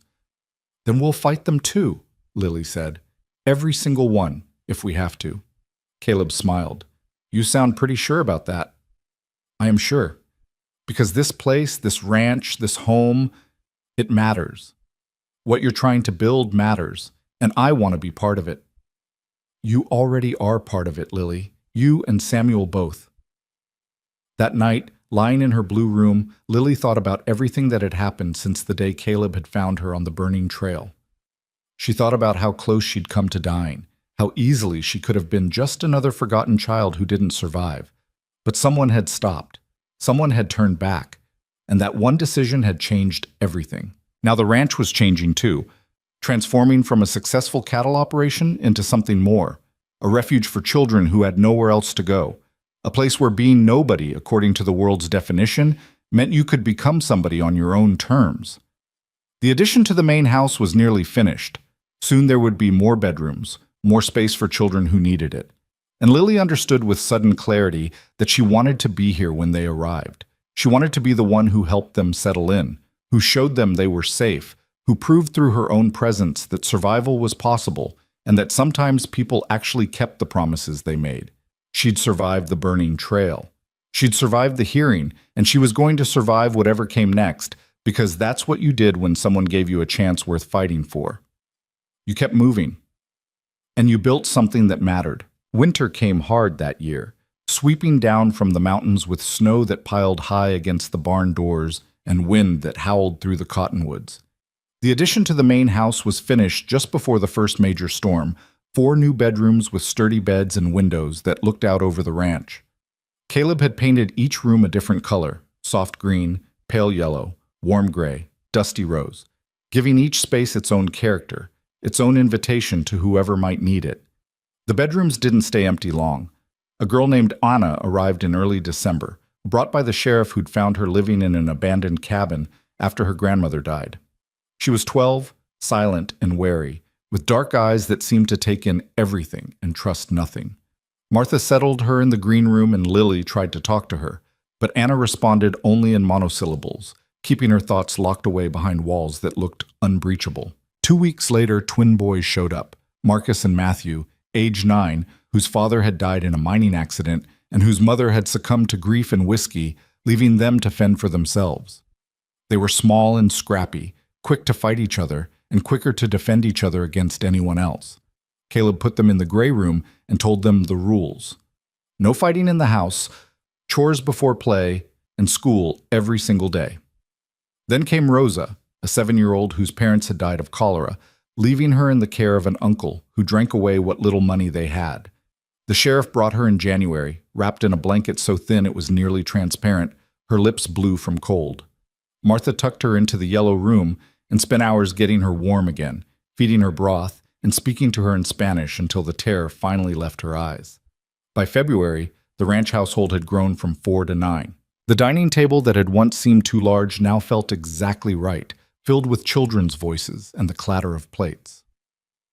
Martha cooked enormous meals and still complained there was never enough food. The schoolhouse in town could barely accommodate all the new students, and Adelaide had to get creative with her lesson plans to manage the different ages and abilities. The town watched this transformation with a mixture of fascination and suspicion. Some people, like Emma's mother and the families of Lily's school friends, openly supported what Caleb was doing. They brought donations, clothes their children had outgrown, books, blankets, preserved food. Others, like Thomas's father, the mayor, and Mrs. Crawford's allies, grumbled about propriety and warned that Caleb was creating a haven for troublemakers and strays. "Let them grumble," Caleb said one evening at dinner, after the mayor had stopped by to express his concerns. "We're not breaking any laws, we're not hurting anyone. We're just giving children a place to be children." "The mayor says people are worried," Lily said. "He says a ranch full of orphans will drive down property values, make the town look desperate." "The mayor's worried about the wrong things," Martha said firmly. "Property values matter less than children's lives." But Lily could see the strain on Caleb's face, the way the criticism weighed on him, even as he tried to brush it off. The ranch was successful enough to support the additional children financially, but the social cost was becoming harder to ignore. Invitations that had once come regularly to town events, to neighboring ranchers' gatherings, had slowed to a trickle. Dutch reported that some of the ranch hands were catching grief in town for working for that charity operation.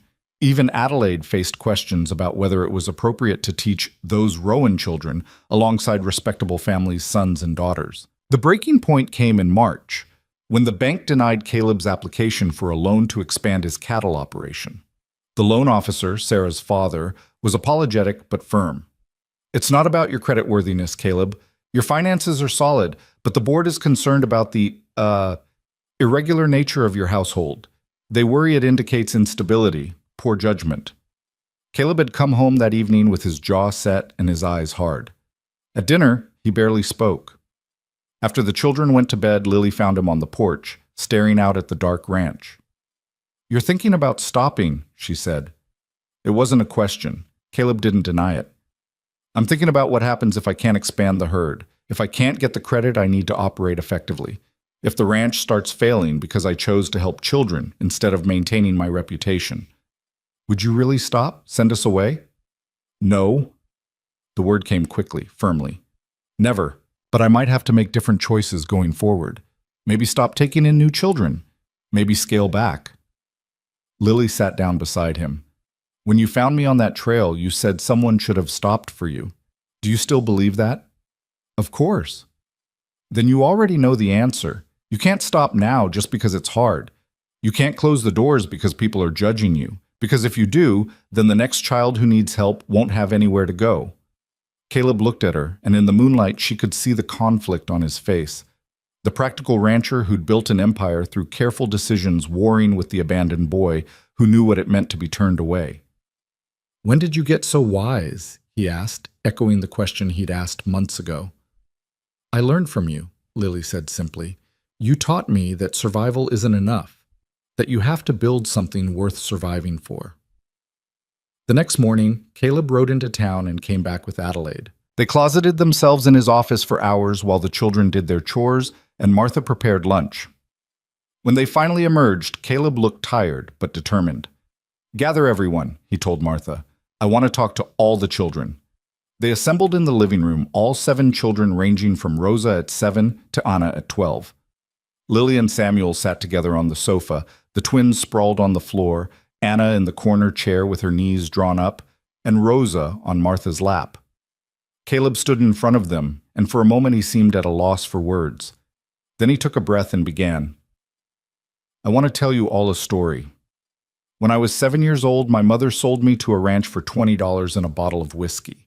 The rancher worked me hard, beat me when I didn't move fast enough, and made it clear I was worth less than his horses. When I was 14, I ran away. I survived, barely, and I spent the next 20 years building this ranch from nothing. I told myself I was proving I was worth something, that I mattered. He paused, looking at each of them in turn. But the truth is, I was still that 7-year-old boy, still trying to earn the right to exist, still believing that my value came from what I could build or achieve. It wasn't until Lily asked me why I'd turned back for her that I understood. I was worth something the day I was born, not the day I bought my first acre of land. And so are all of you. Rosa squirmed in Martha's lap. What does that mean? It means you don't have to earn the right to be here. You don't have to prove you're worth keeping. You're here because you're you, and that's enough. Caleb's voice grew firmer. There are people in town who think this ranch should be just a ranch, who think I should focus on cattle and profits and maintaining my reputation. And maybe they're right that it would be easier. But easy isn't always right. So what are you going to do? Matthew asked. I'm going to formalize this operation legally and properly. Adelaide's been helping me research what that looks like. We're going to petition the territorial government to recognize this as an official home for displaced children. We're going to submit to inspections, keep detailed records, and prove that children can be raised well outside of institutions like Mrs. Crawford's. What if they say no? Anna spoke for the first time in weeks, her voice raspy from disuse. Then we appeal. And if that doesn't work, we find another way. Because I'm not sending any of you away. This is your home, and it's going to stay your home. Lily felt tears prick her eyes, but they were good tears, the kind that came from relief and gratitude and the fierce certainty that this man meant what he said. Now, Caleb continued, this isn't going to be easy. There will be inspections and interviews and people asking questions. Some folks in town are going to be difficult, but we're going to face it together, and we're going to prove that family isn't just blood. It's choice. It's commitment. It's showing up day after day and choosing to care. Like you chose to turn back for Lily, Samuel said. Exactly like that. Over the following months, Caleb worked with Adelaide and his lawyer to transform the ranch into something unprecedented in Wyoming territory, a privately funded home for displaced children that operated outside the traditional orphanage system. They drafted bylaws, established oversight procedures, and created educational requirements. Caleb hired a part-time teacher to supplement Adelaide's work, ensuring the children received robust schooling. He brought in a doctor monthly to check on everyone's health. He opened the books to regular audits, proving the operation was financially sound. The territorial inspector came in May, a stern woman named Mrs. Harrison who spent 3 days examining every aspect of the ranch. She interviewed each child privately, checked the bedrooms and common spaces, reviewed the educational curriculum, and questioned Caleb's qualifications and motivations. When she finished, she sat with Caleb in his office and delivered her verdict. Mr. Rowan, I came here expecting to find a well-meaning but chaotic operation, probably doing more harm than good. What I found instead is the most comprehensive and thoughtful child welfare program I've seen in this territory. These children are healthy, educated, and genuinely happy. You've created something remarkable. Caleb released a breath he hadn't known he was holding. So you'll approve the license?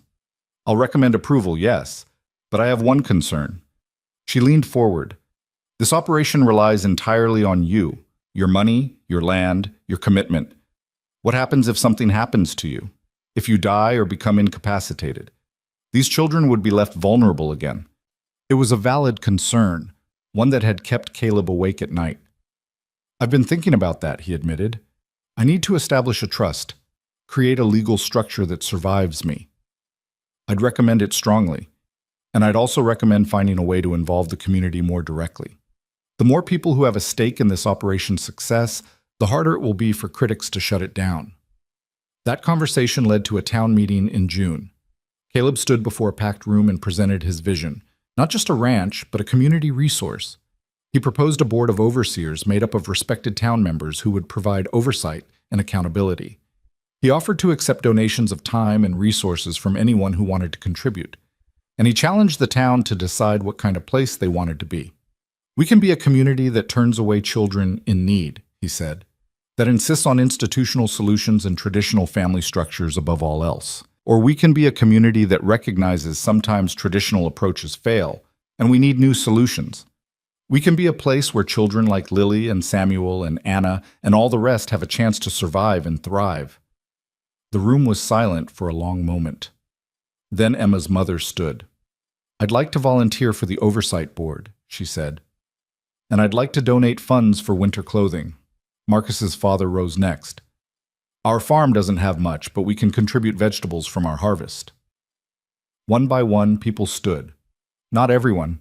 Thomas's father remained seated, his face stony, and several others looked uncomfortable, but enough to matter. Adelaide stood last. "I'd like to propose that the school establish a scholarship fund specifically for children from the Rowan Ranch, to ensure they have the same opportunities as every other student." By the end of the meeting, Caleb had a board, a network of donors, and a community mandate to continue his work. It wasn't universal support, it would never be that, but it was enough to build on. That summer, Lily turned 11. Martha baked a cake and the whole household celebrated, something that had never happened for Lily before. Her father had loved her, but birthday celebrations had been luxuries they couldn't afford.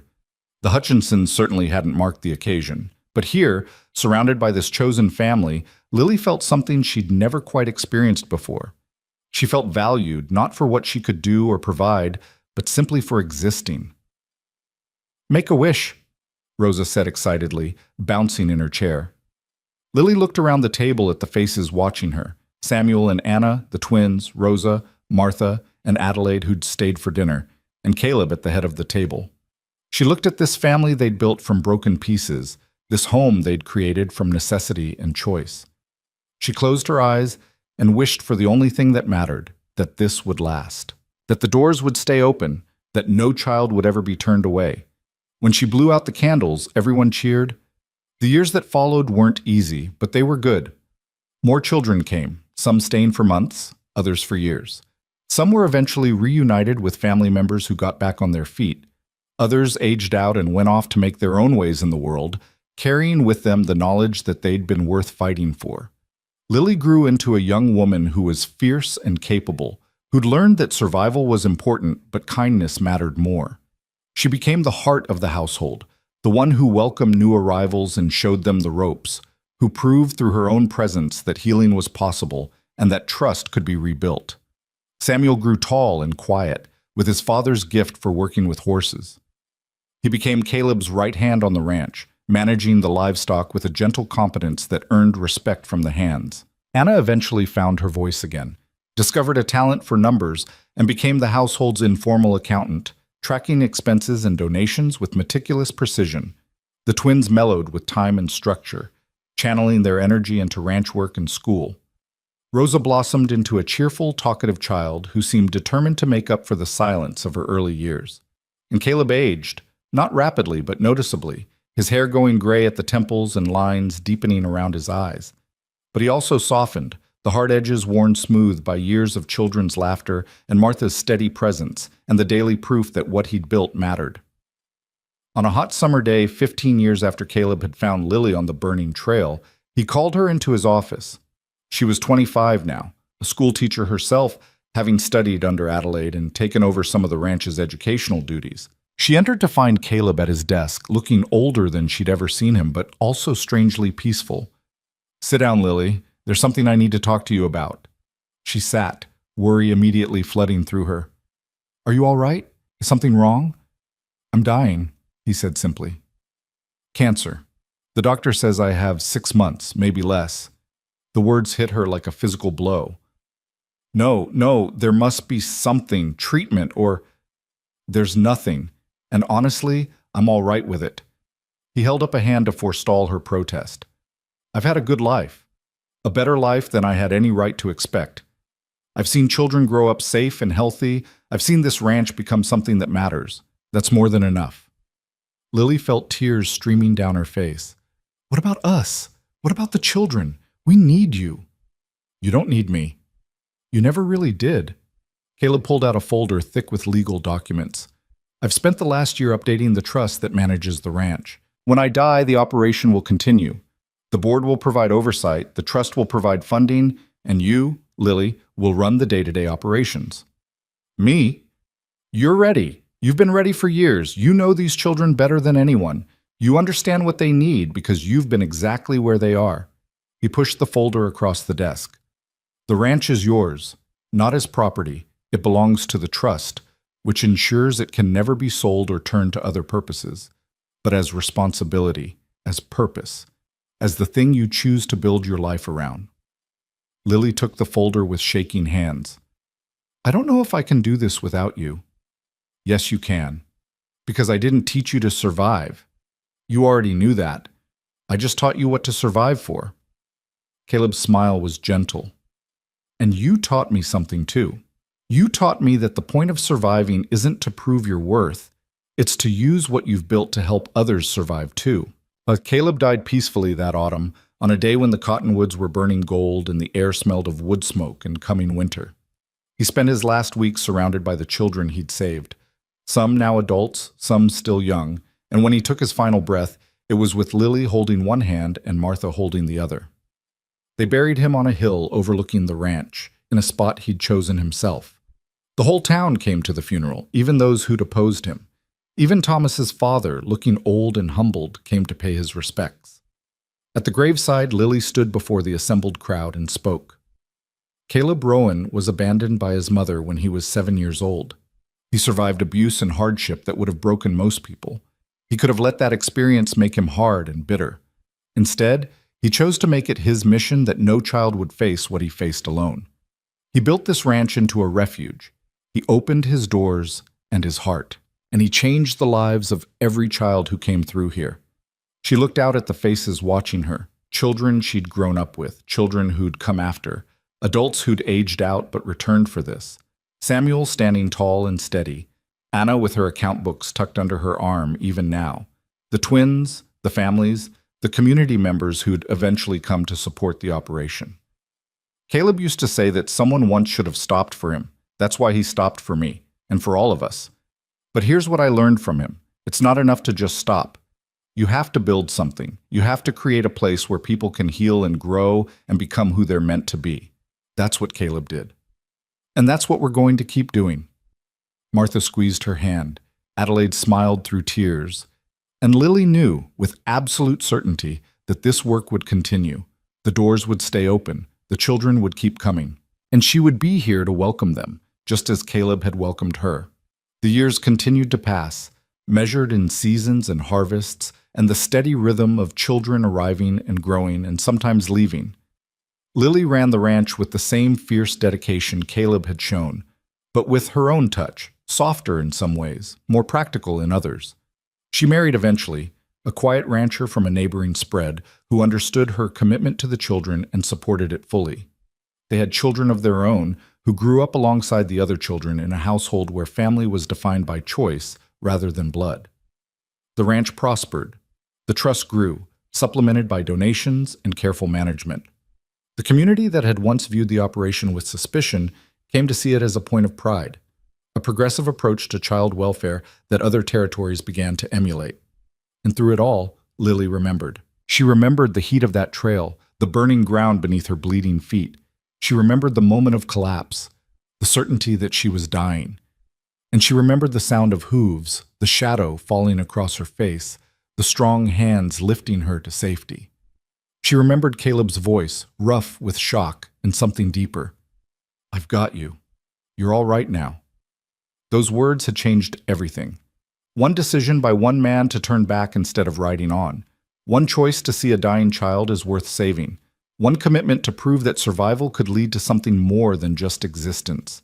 On a summer day, 30 years after Caleb had found her, Lily stood on the porch of the ranch and watched a wagon approach. A sheriff climbed down, and behind him a small girl emerged, maybe 9 or 10, painfully thin, with frightened eyes and the careful movements of someone who'd learned not to draw attention. The sheriff explained the situation, Parents dead, no family willing to take her, the girl days away from being sent to an overcrowded institution in Cheyenne. Lily listened, her heart aching with recognition. When the sheriff left, Lily knelt down to the girl's level. "What's your name?" she asked gently. "Hannah," the girl whispered. "I'm Lily." "Welcome home, Hannah." Hannah looked around at the ranch, the house with its many-colored bedrooms, the barns and corrals, the children playing in the yard who stopped to wave. "Is this really home?" "It is if you want it to be. No one's going to make you leave. No one's going to tell you you're not worth keeping. You're safe here." Hannah's eyes filled with tears. "Why? Why would you do this for someone you don't know?" Lily smiled, and in that moment she heard Caleb's voice as clearly as if he stood beside her. "Because someone once did it for me. Because every child deserves a place to land when the world knocks them down. Because survival is just the beginning. After that, you have to build something worth surviving for." She held out her hand, and after a moment, Hannah took it. Together, they walked toward the house, toward the sounds of laughter and life, toward the future that Caleb had built with one decision to turn back. The trail behind them was empty now, the burning heat of summer fading into comfortable warmth. But the choice that had changed everything remained, rippling forward through time, touching lives in ways that could never be fully measured. One person stopping when others rode on. One decision to see value where others saw burden.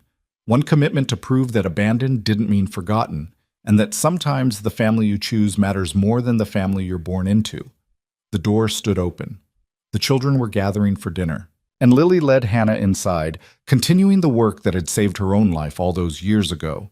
The work of showing children that they mattered, that they were worth fighting for, that there was always someone willing to stop, always someone willing to turn back, always a home waiting if you could just keep moving long enough to reach it.